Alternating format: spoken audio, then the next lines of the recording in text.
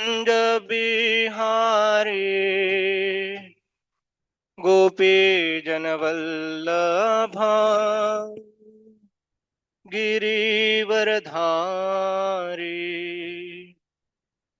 यशोदानंदन ब्रज जन रंजन यमुना तीरवनचारी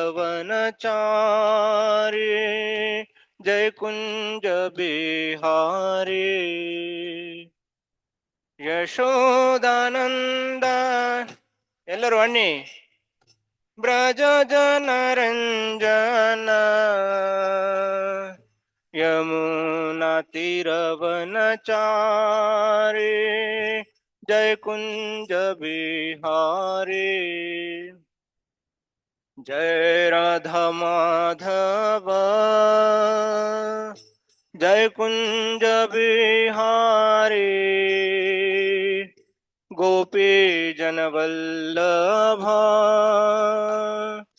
गिरिवरधारी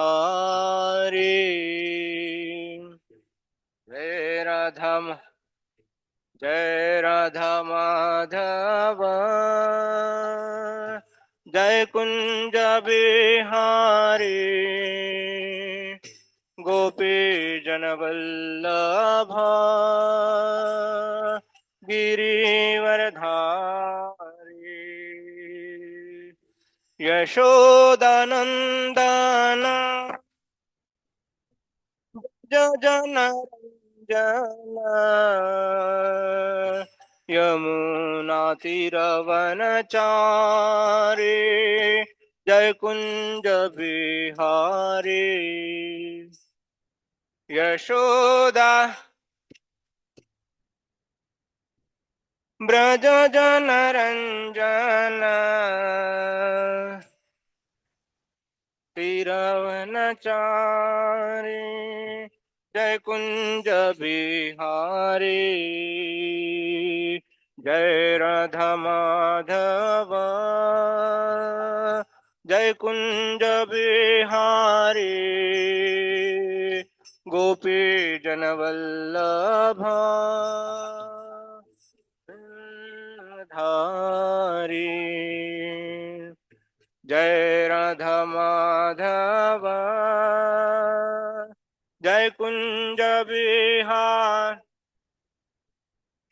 गोपी जनवल्लभा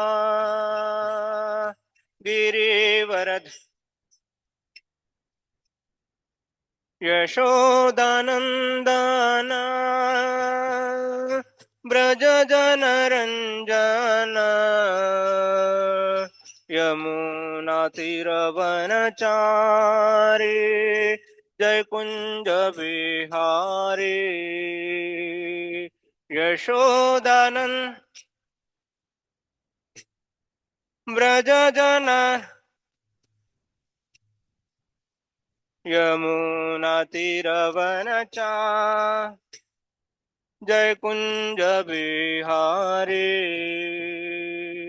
हरे कृष्णा हरे कृष्णा कृष्णा कृष्णा हरे हरे हरे राम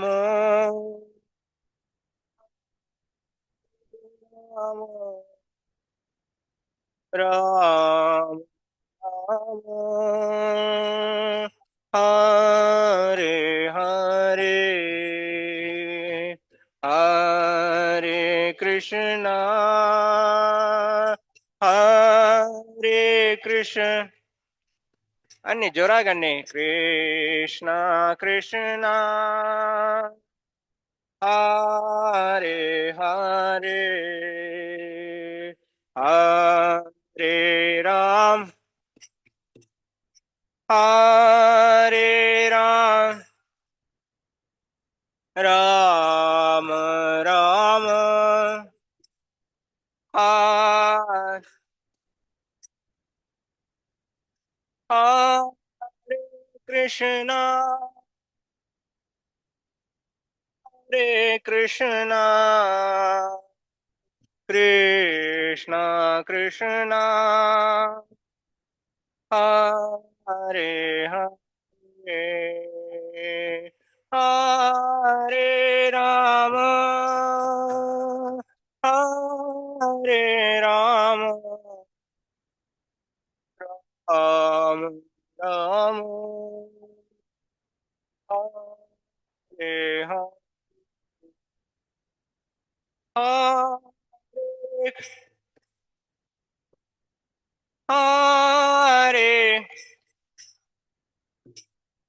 कृष्णा कृष्णा हरे हरे राम राम राम राम हरे जय प्रभुपाद जय प्रभुपाद जय प्रभुपाद जय श्रील प्रभुपाद जय प्रभुपाद जय प्रभुपाद जय श्रील प्रभुपाद गौर हरि बोल गौर हरि बोल गौर हरि बोल नित्य गौर हरि बोल गौर हरि बोल गौर हरि बोल गौर हरि बोल नित्य गौर हरि बोल हरिनाम संकीर्तन की जय श्रील प्रभुपाद की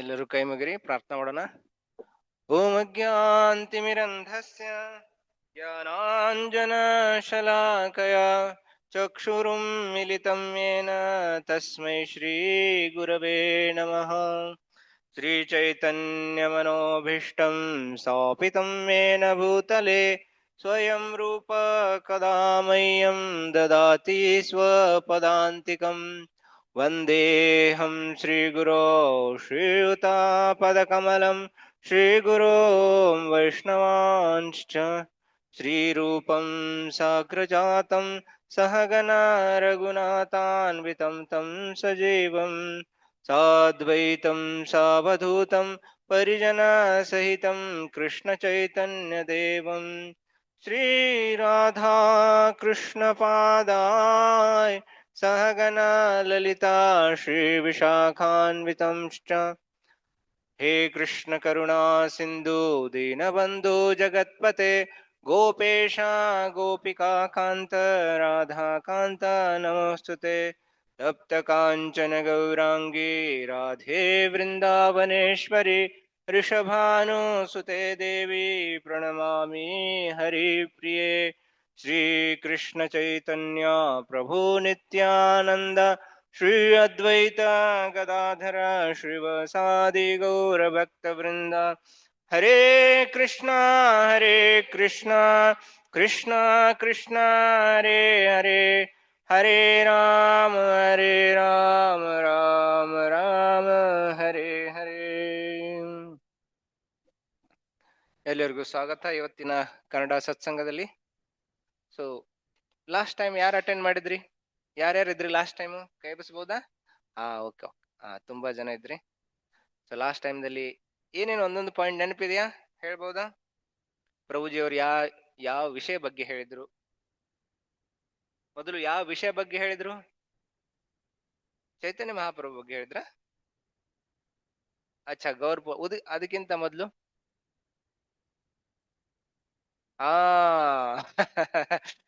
ಅದಕ್ಕೆ ಮೊದಲು ಕೇಳೋದು ಏನ್ ವಿಷಯ? ಯಾರ ಬಗ್ಗೆ ಹೇಳಿದ್ರು? ಕರ್ದಂ ಮುನಿಯವರ ಬಗ್ಗೆ ಹೇಳಿದ್ರು. ಸೊ ಈ ಶನಿವಾರದ ಕಾರ್ಯಕ್ರಮದಲ್ಲಿ ಒಂದೊಂದು ಶ್ರೀಮದ್ ಭಾಗವತಂದ ಒಂದೊಂದು ಟಾಪಿಕ್ ಗಳನ್ನ ಚರ್ಚೆ ಮಾಡ್ತೀವಿ. ಸೊ ಅದರಲ್ಲಿ ಕರ್ದಂ ಮುನಿ ಅವರ ಬಗ್ಗೆ ಹೇಳಿದ್ರು. ಸೊ ಅದರಲ್ಲಿ ಏನ್ ಹೇಳಿದ್ರು ಕರ್ದಂ ಮುನಿ ಬಗ್ಗೆ?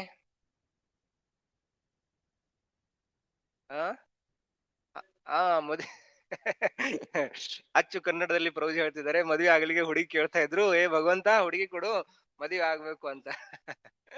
ಹೌದು. ಹಾಗೇನೆ.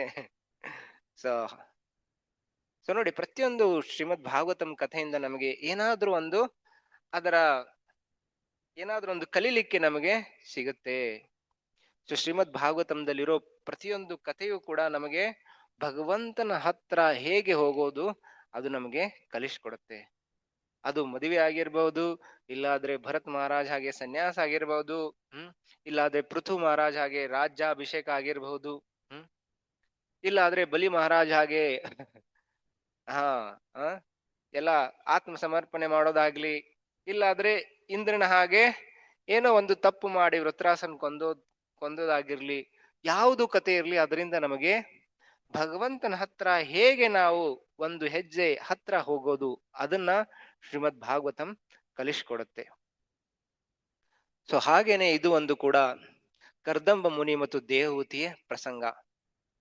ಸೊ ಈ ಪ್ರಸಂಗದಲ್ಲಿ ಏನಾಗುತ್ತಪ್ಪ ಅಂದ್ರೆ, ಕರ್ದಂಬ ಮುನಿಯವರು ಭಗವಂತನ ಕುರಿತು ತಪಸ್ಸೆ ಮಾಡ್ತಾರೆ. ಭಗವಂತನನ್ನ ಕುರಿತು ತಪಸ್ಸ. ಇವರು ಯಾರ ಮಗ ಕರ್ದಂಬ ಮುನಿಯವರು? ಇವ್ರ ತಂದೆ ಯಾರು? ಓ, ಸಾಕ್ಷಾತ್ ಬ್ರಹ್ಮದೇವರು. ಸಾಕ್ಷಾತ್ ಬ್ರಹ್ಮದೇವರು ಅವರ ಮಗ ಯಾರಪ್ಪ ಅಂದ್ರೆ ಕರ್ದಂಬ ಮುನಿ. ಸೊ ಮೊದಲು ಸೃಷ್ಟಿ ನಿರ್ಮಾಣದಲ್ಲಿ ಬ್ರಹ್ಮಾಜಿಯವರು ಒಬ್ಬರೇ ಇದ್ರು. ಆ ಬ್ರಹ್ಮಾಜಿಯಿಂದ ನಾನಾ ಪ್ರಕಾರದ ಅವರ ಮಾನಸಿಕ ಪುತ್ರರಾಗಿ ಮನು ಕೂಡ ಒಬ್ನು ಜನ್ಮ ಆದ. ಸೊ ಅವರಿಂದನೇ ಮನುಷ್ಯ ಜನ್ಮ ಬಂದದ್ದು. ಮನುಕ್ಕಿಂತ ಮೊದಲು ಬಂದವರೆಲ್ಲ ಬ್ರಹ್ಮಾಜಿನ ಶರೀರದಿಂದ ಬಂದವರು. ಕೆಲವರು ಸಪ್ತರ್ಷಿಗಳು, ಶಿವಜಿ, ನಾರದ್ ಮುನಿಯವರು, ಕುಮಾರರು. ಸೊ ಹೀಗೆ ಇವರೆಲ್ಲ ಬ್ರಹ್ಮಾಜಿಯರ ಮಾನಸ್ ಪುತ್ರರು. ಈ ಮನುದಿಂದಲೇ ಮನುಷ್ಯ ಮತ್ತು ಸ್ತ್ರೀಯರಿಂದ ಜನ್ಮ ಪ್ರಾರಂಭ ಆಯಿತು. ಸೊ ಅದಕ್ಕೆ ನಾವು ಮನು ಮತ್ತು ಶತ್ರುಪಾದಿಂದ ಜನ್ಮ ತಗೊಳ್ಗೋಸ್ಕರ ನಾವು ಏನಂತೇಳಿ ನಮಗೆ ಮನುಷ್ಯರು ಅಂತಾರೆ. ಸೊ ಈ ಮನು ಮಹಾರಾಜರಿಗೆ 3 ಹೆಣ್ಮಕ್ಳು ಮತ್ತು 2 ಗಂಡ್ಮಕ್ಳು. ಸೊ ಈ 3 ಹೆಣ್ಮಕ್ಳರಲ್ಲಿ ದೇವಹೂತಿ, ಆಕುತಿ, ಪ್ರಸೂತಿ ಅಂತ 3 ಹೆಣ್ಮಕ್ಳಾಗಿ ಹುಟ್ಟುತ್ತಾರೆ. ಮತ್ತು ಪುತ್ರರಲ್ಲಿ ಉತ್ತಾನುಪಾದ ಮತ್ತು ಪ್ರಿಯವ್ರತ ಮಹಾರಾಜರು ಹುಟ್ಟುತ್ತಾರೆ. ಸೊ ಈಗ ಈ 3 ಹೆಣ್ಮಕ್ಳರಲ್ಲಿ ಆ ದೇವಹೂತಿ ಬಗ್ಗೆ ನಾವಿಲ್ಲಿ ಚರ್ಚಾ ಮಾಡ್ತಾ ಇದ್ದೇವೆ. ಈ ಉತ್ತಾನುಪಾದರಿಗೆ ಯಾರು ಹುಟ್ಟಿದ್ದು? ಧ್ರುವ, ಪೃಥು, ಪ್ರಾಚೀನಿ, ವರ್ಷದ. ಸೊ ಹೀಗೆಲ್ಲ ಅವ್ರ ಮಕ್ಕಳಾಗಿ ಹುಟ್ಟುತ್ತಾರೆ. ಪ್ರಿಯವ್ರತರಿಗೆ ನಾಭಿ, ರಿಷಭ, ದೇವ, ಭರತ ಇವರೆಲ್ಲ ಇದು ಪರಂಪರೆ ನಡೆಯುತ್ತೆ. ಸೊ ಇಲ್ಲಿ ನಾವು ಚರ್ಚೆ ಮಾಡೋದು ಈಗ ದೇವಹೂತಿ ಬಗ್ಗೆ.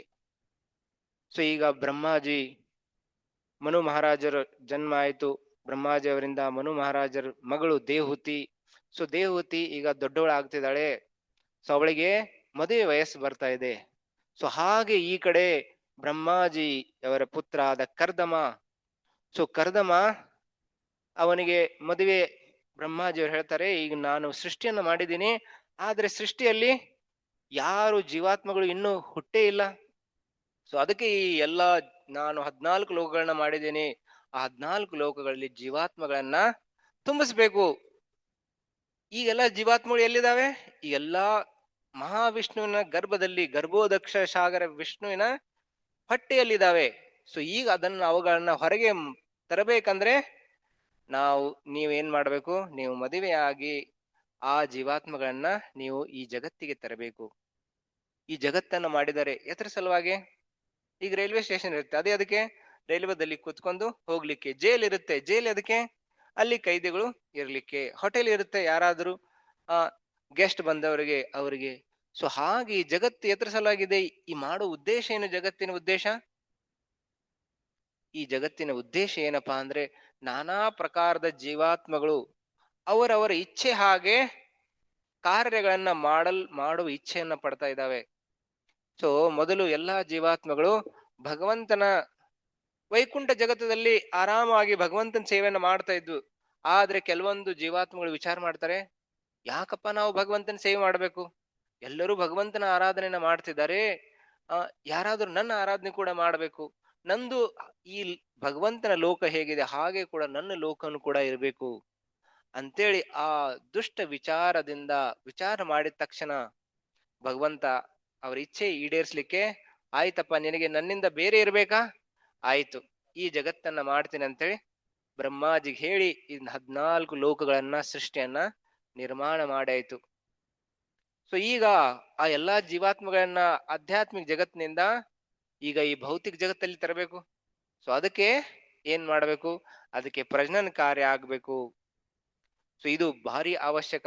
ಯಾಕಪ್ಪ ಅಂದ್ರೆ ಈ ಜೀವಾತ್ಮಗಳಿಗೆ ಮನಸ್ಸಿನಲ್ಲಿ ಏನೋ ವಿಕಾರ ಉಂಟಿದೆ, ನಾನು ಭಗವಂತನಿಂದ ದೂರ ಹೋಗಿ ನಾನು ಆನಂದವನ್ನ ಪಡಿಬೇಕು. ಈಗ ನೋಡಿ, ತಂದೆ ತಾಯಿ ಮಗು ಏನ್ ಮಾಡ್ತಾನೆ, ಅವನು ಜಗಳ ಮಾಡ್ತಾನೆ, ಜಗಳ ಮಾಡಿ ರೈಲ್ವೆ ಸ್ಟೇಷನ್ ಹೋಗಿ ಕುಂತ್ ಬಿಡ್ತಾನೆ, ನಾನು ತಂದೆ ತಾಯಿ ಇನ್ನೇನ್ ಮಾತು ಕೇಳಲ್ಲ, ನಾನು ಸಪರೇಟ್ ಆಗಿ ಜೀವನವನ್ನು ನಡೆಸ್ತೇನೆ ಅಂತ. ಸೊ ಹಾಗೆ ಎಲ್ಲಾ ಜೀವಾತ್ಮಗಳು, ಈ ಜಗತ್ತಿನಲ್ಲಿರೋ ಜೀವಾತ್ಮಗಳು ಇಚ್ಛೆ ಮಾಡಿದ್ವಿ, ನಮಗೆ ಭಗವಂತ ಬೇಡ, ನಾವು ಭಗವಂತನಿಂದ ದೂರಿದ್ದು ನಾವು ಭಗವಂತನ ಹಾಗೆ ಆನಂದವನ್ನ ಭೋಗವನ್ನ ಮಾಡೋಣ. ಸೊ ಅದಕ್ಕೆ ಈ ಸೃಷ್ಟಿ ನಿರ್ಮಾಣವಾಯಿತು. ಈ ಸೃಷ್ಟಿ ನಿರ್ಮಾಣದಲ್ಲಿ ಜೀವಾತ್ಮಗಳನ್ನ ತರಲಿಕ್ಕೆ, ಯಾಕಂದ್ರೆ ಎಲ್ಲಾ ಜೀವಾತ್ಮಗಳು ಈಗ ಗರ್ಭೋದಕ್ಷ ಸಾಗರ ವಿಷ್ಣುವಿನ ಹೊಟ್ಟೆಯಲ್ಲಿದ್ದಾವೆ. ಸೊ ಅವುಗಳನ್ನ ಈ ಪೃಥ್ವಿ ಲೋಕ ಆಗ್ಲಿ 14 ಲೋಕಗಳು ತರಬೇಕಂದ್ರೆ ತಾಯಿ ತಂದೆ ಮುಖಾಂತರ ಅವುಗಳನ್ನ ತರಬೇಕು. ಸೊ ಆದ್ರೆ ಇದರಲ್ಲಿ ಭಾರಿ ತುಂಟಾಟ ಮಾಡೋ ಜೀವಾತ್ಮಗಳು ಇದಾವೆ, ಹಿರಣ್ಯ ಕಶಿಪು ತರ, ಹಿರಣ್ಯಾಕ್ಷ ತರ. ಸೊ ಅದಕ್ಕೆ ಸಂತಾನೋತ್ಪತ್ತಿ ಅಂದ್ರೆ ಭಾರಿ ಸಾವಧಾನವಾಗಿರ್ಬೇಕು. ಆ ಹಿರಣ್ಯ ಕಶಿಪು ತರ ಮಗು ಹುಟ್ಟಿದ್ರೆ ಇಡೀ ನಮಗೂ ಕಷ್ಟ ಕೊಡ್ತಾನೆ, ತಂದೆ ತಾಯಿಗೂ ಕಷ್ಟ ಕೊಡ್ತಾನೆ, ಇಡೀ ಜಗತ್ತಿಗೆ ಕಷ್ಟ ಕೊಡ್ತಾನೆ. ರಾವಣ ಹಾಗೆ. ರಾವಣ ಅಂದ್ರೆ ಎಲ್ಲರಿಗೂ ಅಳಿಸವನು. ಅವನ್ ನೋಡಿದ್ರೆ ಎಲ್ಲರೂ ಅಳ್ತಾ ಇದ್ರು, ಅಷ್ಟು ಭಯಾನಕ. ಸೊ ಅಂತ ಸಂತಾನವನ್ನ ಪಡಿಬಾರದು.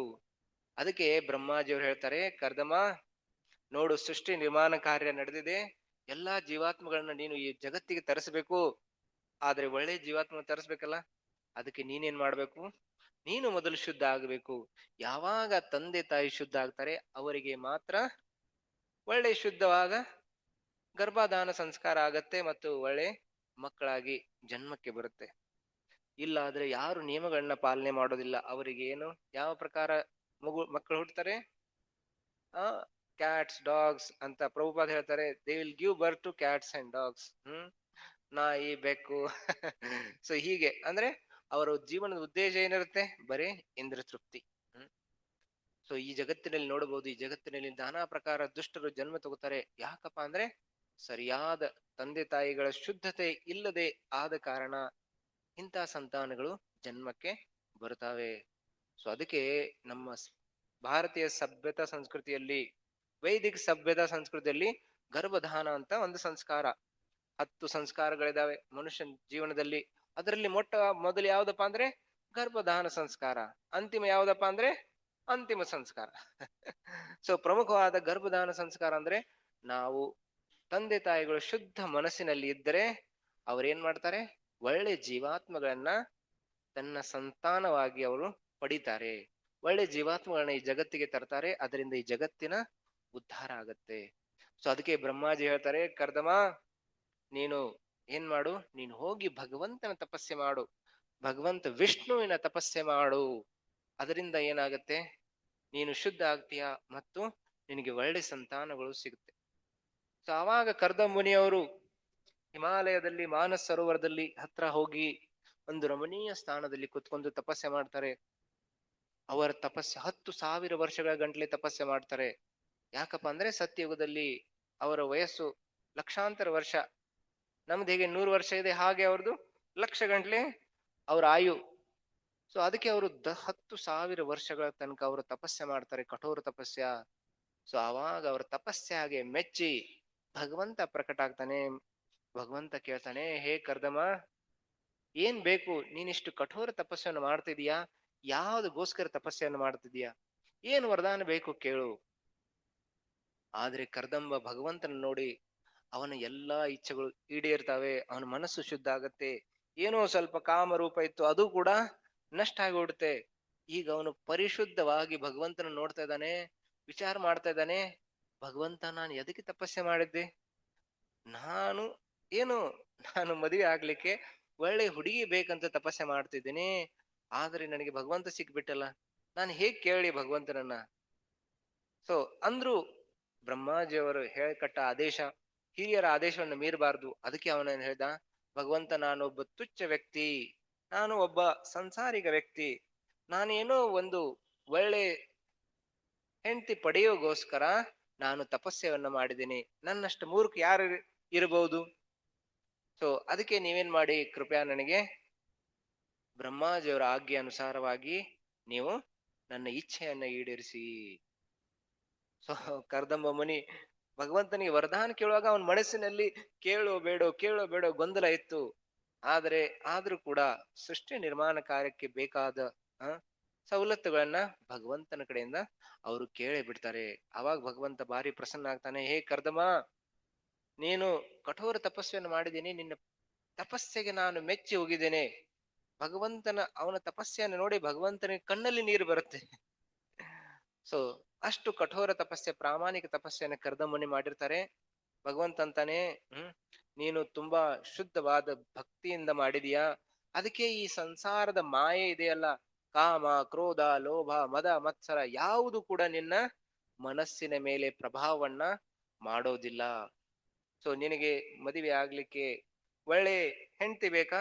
ಪರವಾಗಿಲ್ಲ, ನಾಡದ್ದು ಇಲ್ಲೇ ಸಾಕ್ಷಾತ್ ಸ್ವಯಂಭುವಮನು ಅವರು ಬರ್ತಾರೆ, ಅವರ ಹುಡುಗಿಯನ್ನ ನಿನ್ನ ಕೈಯಲ್ಲಿ ಕೊಡ್ತಾರೆ, ದೇಹುತಿ. ಮತ್ತು ದೇಹುತಿ ಹೇಗಿದ್ದಾಳೆ? ನಿನಗೆ ತಕ್ಕವಾದ ಹುಡುಗಿಯನ್ನ ಕೊಡ್ತಾಳೆ. ನಿನ್ನ ಯಾವ ಇಚ್ಛೆ ಇದೆ ಆ ರೀತಿಯಲ್ಲಿ ಅವಳು ಇದ್ದಾಳೆ, ಅವಳನ್ನ ನಿನಗೆ ಮದುವೆಯನ್ನ ಮಾಡಿಕೊಡ್ತಾರೆ. ನೋಡಿ ಭಗವಂತ ಹೇಳ್ತಿದ್ದಾನೆ, ನಿನಗೆ ಯಾವ ರೂಪ ಹುಡುಗಿ ಬೇಕಲ್ಲ ಹಾಗೆ ನಿನಗೆ ಪತ್ನಿಯು ಸಿಗ್ತಾಳೆ, ನೀನೇನ್ ಚಿಂತೆ ಮಾಡಬೇಡ. ಅಷ್ಟೇ ಅಲ್ಲ, ನೀನು ಸಂಸಾರದಲ್ಲಿ ಇದ್ದು ಕೂಡ, ಪ್ರಜನನ ಮಾಡಿದ್ರು ಕೂಡ ನೀನು ಯಾವ ಪ್ರಕಾರದ ಮೋಹದಲ್ಲಿ ನೀನು ಒಳಗಾಗಲ್ಲ. ನೀನು ಇಡೀ ಸಂಸಾರ ಮಾಡಿದ ನಂತರ ನೀನು ಮತ್ತು ನನ್ನ ಕಡೆಗೆ ಬರ್ತೀಯಾ, ವೈಕುಂಠ ಜಗತ್ತಕ್ಕೆ ಬರ್ತೀಯಾ ಅಂತೇಳಿ ಭಗವಂತ ಆಶೀರ್ವಾದ ಕೊಡ್ತಾರೆ. ನೋಡಿ, ಭಗವಂತನ ವಿಷ್ಣುವಿನ ತಪಸ್ಸೆ ಮಾಡಿದ್ರೆ ಜನ ಅಂತಾರೆ ಅವ್ರ ಹೆಸರೇನಪ್ಪಾ? ಹರಿ. ಹರಿ ಅಂದ್ರೆ ಎಲ್ಲಾ ತಕೊಂಡ್ಬಿಡ್ತಾನೆ ಭಗವಂತನ ಭಕ್ತಿ ಮಾಡಿದ್ರೆ. ಸೊ ಹಾಗಲ್ಲ, ನಾವು ಪ್ರಾಮಾಣಿಕ ರೀತಿಯಿಂದ ಭಕ್ತಿಯನ್ನ ಮಾಡಿದ್ರೆ, ನಾವು ಯೋಗ್ಯ ಇದ್ದರೆ, ಸವಲತ್ತುಗಳಿಗೆ ಏನಾದ್ರೂ ನಾವು ಭಗವಂತನ ಹತ್ರ ಬೇಡ್ತೇವೆ, ಭಗವಂತ ಚೆನ್ನಾಗಿ ನನಗೆ ದುಡ್ಡು ಕೊಡು, ಚೆನ್ನಾಗಿ ಎಲ್ಲಾ ಕೊಡು, ಅದು ಕೊಡು ಇದು ಕೊಡು ಅಂತ. ನಾನು ಅಮೆರಿಕಾಗ್ ಹೋಗ್ಲಿ ಭಗವಂತ, ಇಲ್ಲಿ ಭಾರಿ ಕಷ್ಟ ಇದೆ ಇಲ್ಲಿ ಸೊ ಭಗವಂತ ಕೊಡ್ತಾನೆ, ಹಾಗಲ್ಲ ಭಗವಂತ ಕೊಡೋದಿಲ್ಲ. ಆದ್ರೆ ಭಗವಂತ ಮೊದಲು ಶುದ್ಧ ಮಾಡ್ತಾನೆ, ಆ ನಂತರ ನಿಮಗೆ ಬೇಕಾದ ವರದನ್ನ ಕೊಡ್ತಾನೆ. ಸೊ ಇಲ್ಲಿ ಕರ್ದಮ ಮುನಿ ಅಂತ ಪ್ರಾಮಾಣಿಕ ವ್ಯಕ್ತಿ, ಅವನು ಅಷ್ಟು ಮಹಾನ್ ಭಕ್ತ.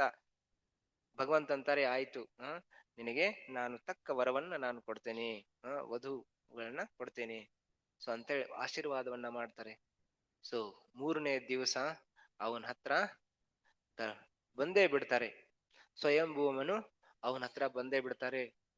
ಇಲ್ಲಿ ಬ್ರಹ್ಮಾಜಿ ಮನುಗೆ ಹೇಳ್ತಾರೆ, ಮನು ನೋಡಪ್ಪ, ನೀನು ನಿನ್ನ ಮಗಳು ದೇವಹೂತಿ ಇದ್ದಾಳಲ್ಲ, ಅವಳನ್ನ ತಕ್ಕ ವರ ಯಾರಪ್ಪ ಅಂದ್ರೆ ಕರ್ದಮ. ಸೊ ಅವನು ಅಲ್ಲಿ ತಪಸ್ಸೆ ಮಾಡ್ತಿದ್ರೆ ಮಾನಸ ಸರೋವರ ಹತ್ರ, ನೀನು ಅಲ್ಲಿ ಹೋಗಿ ನೀನು ಅವನಿಗೆ ನಿನ್ನ ಮಗಳನ್ನ ಕೊಡು, ಅವನಿಗಿಂತ ಒಳ್ಳೆಯ ವರ ಯಾರು ಇಲ್ಲ. ಸೊ ಅಂತೇಳಿ ಸಾಕ್ಷಾತ್ ಬ್ರಹ್ಮ ಮನುವಿನ ತಂದೆ ಮನು ಮಹಾರಾಜರಿಗೆ ಹೇಳ್ತಾರೆ. ಸೊ ಆಗ ನಾರದ್ ಮುನಿ ಅವರು ಅವರ ಅರಮನೆಯಲ್ಲಿ ಹೋಗಿ, ಮನು ಮಹಾರಾಜ್ ಇರೋದು ಬಹಿಷ್ಮತಿ ಅಂದ್ರೆ ಒಂದು ಬೇರೆ ಲೋಕ, ಸತ್ಯ ಲೋಕದಲ್ಲಿ ಹತ್ರ ಇದೆ ಬಹಿಷ್ಮತಿ. ಸೊ ಆ ಲೋಕದಲ್ಲಿ ನಾರದ್ ಮುನಿ ಹೋಗ್ತಾರೆ. ಅಲ್ಲಿ ಹೋಗಿ ಕರ್ದಮ್ ಮುನಿಯವರ ಗುಣಗಾನವನ್ನು ಮಾಡ್ತಾರೆ. ಏನಪ್ಪಾ ಕರ್ದಮ್ ಮುನಿ ಯಾವ ರೀತಿಯ ಅವರು ಮಹಾನ್ ಭಕ್ತರಿದ್ದಾರೆ ಅಂತೇಳಿ. ಸೊ ಆ ಗುಣಗಾನವನ್ನ ಕೇಳಿ ದೇವಹೂತಿ ಕರ್ದಮ್ ಮುನಿ ಪ್ರತಿ ಆಕರ್ಷಣೆಗೊಳಗಾಗ್ತಾರೆ. ಸೊ ಮೊದ್ಲಿನ ಕಾಲದಲ್ಲಿ ಯಾರು ನೋಡ್ತಾ ಇರ್ಲಿಲ್ಲ, ಒಬ್ರೊಬ್ರು ಮ್ಯಾಚ್ ಮೇಕಿಂಗ್ ಮಾಡ್ತಾ ಇಲ್ಲ ನೀವ್ ಹೀಗಿದ್ದೀರಾ, ನಾವ್ ಹೀಗಿದ್ದೀರಾ, ಅದು ಇದು ಇಲ್ಲ. ಯಾರೋ ಹಿರಿಯರು ಬಂದು ಅವ್ರ ಬಗ್ಗೆ ಹೇಳ್ತಾ ಇದ್ರು, ಅವಾಗ ಅವರು ಆಯ್ತು ಅಂತೇಳಿ ವಿಶ್ವಾಸದಿಂದ ಮದುವೆ ಮಾಡ್ಕೋತಾ ಇದ್ರು. ಸೊ ನಾವು ನೋಡ್ತೇವಲ್ಲ ಕೃಷ್ಣ ಲೀಲಾದಲ್ಲಿ ಅವರು ರುಕ್ಮಿ ಅಂತ ಈ ವಿದರ್ಭದ ರಾಜ ಇರ್ತಾನಲ್ಲ, ಸೊ ಅವನ ಅರಮನೆಯಲ್ಲಿ ನಾರದ್ ಮುನಿ ಹೋಗ್ತಾರೆ. ನಾರದ್ ಮುನಿ ಭಗವಂತನ ಕೃಷ್ಣನ ಗುಣಗಾನವನ್ನ ಮಾಡ್ತಾರೆ. ಮಥುರಾದಲ್ಲಿ ದ್ವಾರಕಾದಲ್ಲಿರೋ ಭಗವಂತ ಕೃಷ್ಣನ ಗುಣಗಾನವನ್ನ ಮಾಡ್ತಾರೆ. ಸೊ ಆ ಗುಣಗಾನವನ್ನ ಕೇಳಿ ರುಕ್ಮಿಣಿ ಎಂದೂ ಕೃಷ್ಣನನ್ನ ನೋಡಿರ್ಲಿಲ್ಲ, ಬರೇ ಕೇಳಿ ಮಾತ್ರನೇ ಭಗವಂತನನ್ನ ಅವರೇ ನನ್ನ ಪತಿ ಆಗ್ಬೇಕಂತ ಇಚ್ಛೆಯನ್ನ ಪಡ್ತಾಳೆ. ಸೊ ನಾವು ನಾವು ನೋಡೋಕ್ಕಿಂತ ನಮ್ಮ ವಿಶ್ವಾಸ ಎದರ ಮೇಲೆ ಇರಬೇಕು? ಆ ಕೇಳೋದ್ರಲ್ಲಿ ಇರ್ಬೇಕು. ಸೊ ಯಾವಾಗ ನಾವು ಒಬ್ಬ ಬೋನಾಫೈಡ್ ಅಥಾರಿಟಿ ಅಂದ್ರೆ ಒಂದು ಪ್ರಾಮಾಣಿಕ ಅಥಾರಿಟಿಯಿಂದ ನಾವು ಯಾವಾಗ ಕೇಳ್ತೇವೆ ಯಾರಾದ್ರೂ ಬದಲು, ಅವಾಗ ನಮಗೆ ವಿಶ್ವಾಸ ನಮ್ಮ ಕಣ್ಣಿನ ಮೇಲಿಕ್ಕಿಂತ ಕಿವಿಗಳ ಮೇಲೆ ನಮಗೆ ವಿಶ್ವಾಸ ಜಾಸ್ತಿ ಇರಬೇಕು. ನಾವು ಶಾಸ್ತ್ರ ಓದಿ ಭಗವಂತನ ಬಗ್ಗೆ ಕೇಳ್ತೇವೆ. ಸೊ ಯಾವಾಗ ಭಗವಂತನ ಬಗ್ಗೆ ಕೇಳ್ತೇವೆ ಆವಾಗ ನಮ್ಮ ಮನಸ್ಸಿನಲ್ಲಿ ಪ್ರೀತಿ ಹುಟ್ಟುತ್ತೆ. ಸೊ ಹಾಗೆ ನಾರದ ಮುನಿ ಅವರು ಆ ವಿದರ್ಭ ರಾಜ, ಸೊ ವಿದರ್ಭನ ರಾಜನಲ್ಲಿ ಹೋಗಿ, ವಿದರ್ಭ ಇರೋದೆಲ್ಲಿ? ಈಗಿನ ಪಂಢರಪುರ ಇದೆಯಲ್ಲ, ಪಂಢರಪುರ ಸೋಲಾಪುರ್ ಹತ್ರ. ಸೊ ಅಲ್ಲಿ ಹೋಗಿ ಆ ರಾಜನ ಅರಮನೆಯಲ್ಲಿ ಗುಣಗಾನವನ್ನು ಮಾಡ್ತಾರೆ. ರುಕ್ಮಿಣಿಗೆ ಇಚ್ಛೆ ಆಗ್ಬಿಡುತ್ತೆ, ನನ್ನ ಪತಿ ಯಾರಾಗ್ಬೇಕು? ನನ್ನ ಪತಿ ಶ್ರೀಕೃಷ್ಣನೇ ಆಗ್ಬೇಕು. ಆದ್ರೆ ಅವನ ತಮ್ಮ ರುಕ್ಮಿಣಿಯ ತಮ್ಮ ರುಕ್ಮ ರಾಜ, ಅವನ ತಮ್ಮನ ಹೆಸರು ರುಕ್ಮ ರಾಜ. ಅವನ ಮಗನ ಹೆಸರು ರುಕ್ಮಿ, ಮತ್ತೆ ಅವಳ ಮಗನ ಹೆಸರು ರುಕ್ಮಿಣಿ. ಸೊ ಈ ರುಕ್ಮ ಇದ್ದಲ್ಲ, ಇವನು ಶಿಶುಪಾಲ್ನ ಕ್ಲೋಸ್ ಫ್ರೆಂಡ್. ಇವನು ಅವನೇನ್ ವಿಚಾರ ಮಾಡ್ತಾನೆ, ನಾನು ನನ್ನ ತಂಗಿಯ ಕೈಯನ್ನು ಯಾರಲ್ಲಿ ಕೊಡ್ತೇನೆ? ಶಿಶುಪಾಲ್ ಹತ್ರ ಕೊಡ್ತೀನಿ. ಆದ್ರೆ ರುಕ್ಮಿಣಿಗೆ ಅದು ಸಹನೆ ಆಗಲ್ಲ. ರುಕ್ಮಿಣಿ ಪತ್ರ ಬರೀತಾಳೆ ಭಗವಂತನಿಗೆ. ಮೊಟ್ಟ ಮೊದಲ ಪ್ರೇಮ ಪತ್ರ ಯಾರಪ್ಪ ಅಂದ್ರೆ ರುಕ್ಮಿಣಿ. ಶ್ರೀಮದ್ ಭಾಗವತಂದಲ್ಲಿ ಪ್ರೇಮ ಪತ್ರನ ಅದು ಇದೆ. ಶ್ರುತ್ವಾ ಗುಣಾನ್ ಭುವನ ಸುಂದರ ಶೃಣ್ವತಾಂ ತೇ ನಿರ್ವಿಶ್ಯ ಕರ್ಣ ವಿವರೆ ಹರತಂಗತಾಪೋ ರೂಪಂ ದೃಶಾಂ ದೃಶಮತಾಂ ಅಖಿಲಾರ್ಥ ಲಾಭಂ ತವ್ಯಂ ಅಚ್ಯುತ ವಿಶತಿ ಚಿತ್ತಂ ಅಪಾರ್ಥ ಪಾಮಮ್ಮೆ. ಶ್ರುತ್ವಾನ್ ಗುಣಾನ್ ಭುವನ ಸುಂದರ ಶೃಣ್ವತಾಂ ತೇ. ಹೇ ಭಗವಂತ, ನಾನ್ ನಿಮ್ಮನ್ನ ನೋಡಿಲ್ಲ, ನಾನು ಎಂದೂ ನೋಡೇ ಇಲ್ಲ. ನಾನು ಇರೋದು ವಿದರ್ಭ, ನೀವಿರೋದು ದ್ವಾರಕಾದಲ್ಲಿ. ನಾನು ನಿಮ್ಮನ್ನ ಎಂದೂ ನೋಡೇ ಇಲ್ಲ. ನಾನು ಬರೇ ನಿಮ್ ಬಗ್ಗೆಯನ್ನ ಕೇಳಿದ್ದೀನಿ. ನಿಮ್ ಬಗ್ಗೆ ಕೇಳಿದ ನಂತರ ನನಗ್ ಗೊತ್ತಾಯ್ತು ನೀವು ಎಷ್ಟು ಮಹಾನ್ ಇದ್ದೀರಾ. ನೀವು ಶತ್ರುಗಳ ಮೇಲೆ ಜಯವನ್ನ ಗೊಳಿಸಿದ್ದೀರಾ. ನೀವು ಸುಂದರವಾದ ಮುಖಾರವಿಂದವಿದೆ. ಸೊ ನಿಮ್ಮೆಲ್ಲಾ ಗುಣಗಳನ್ನ ಕೇಳಿ ನನ್ನ ಇಚ್ಛೆ ಆಗ್ತಾ ಇದೆ, ನಿಮ್ಮನ್ನೇ ನಾನು ಪತಿ ರೂಪದಲ್ಲಿ ಸ್ವೀಕಾರ ಮಾಡಬೇಕು. ಅದಕ್ಕಾಗಿ ನಾನು ನಿರ್ಲಜ್ಜವಾಗಿ ನಾನು ಈ ಪತ್ರವನ್ನ ಬರಿತಾ ಇದ್ದೇನೆ. ಕೃಪಯವಾಗಿ ನೀವು ನನ್ನ ಸ್ವೀಕರಿಸಿ. ನಾನು ಯಾವುದು ಕಾರಣಗೋಸ್ಕರ ಬೇರೆಯವರನ್ನ ನಾನು ಸ್ವೀಕಾರ ಮಾಡುವುದಿಲ್ಲ.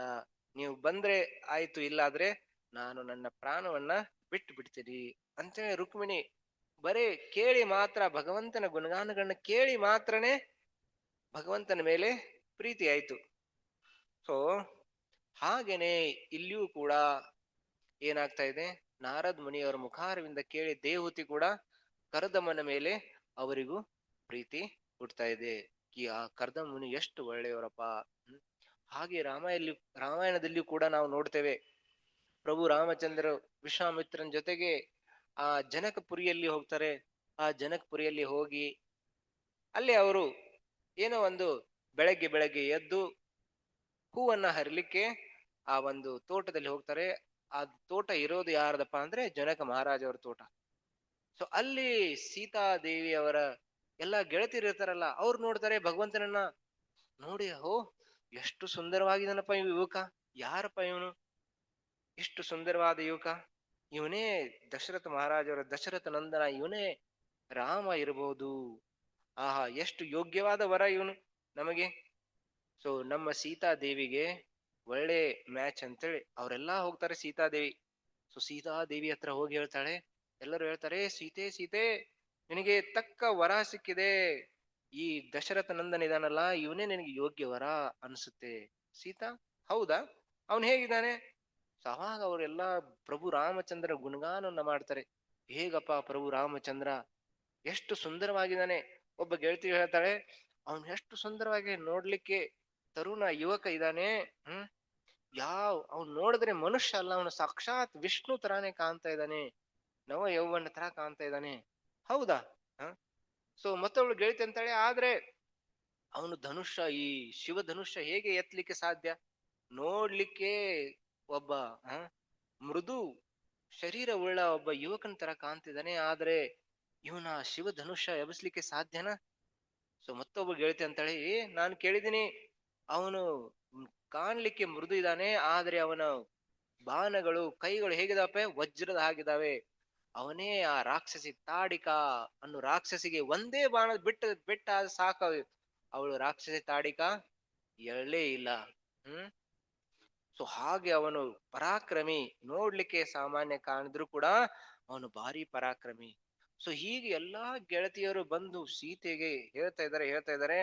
ಆ ಸೀತೆ ಆ ಗೆಳತಿಯರ ಮಾತುಗಳನ್ನ ಕೇಳಿ ಅವಳು ನಿಶ್ಚಯ ಮಾಡ್ತಾಳೆ, ಕಿ ನನಗೆ ತಕ್ಕವರ ಯಾರಪ್ಪ ಅಂದ್ರೆ ಶ್ರೀ ಪ್ರಭು ರಾಮಚಂದ್ರನೇ.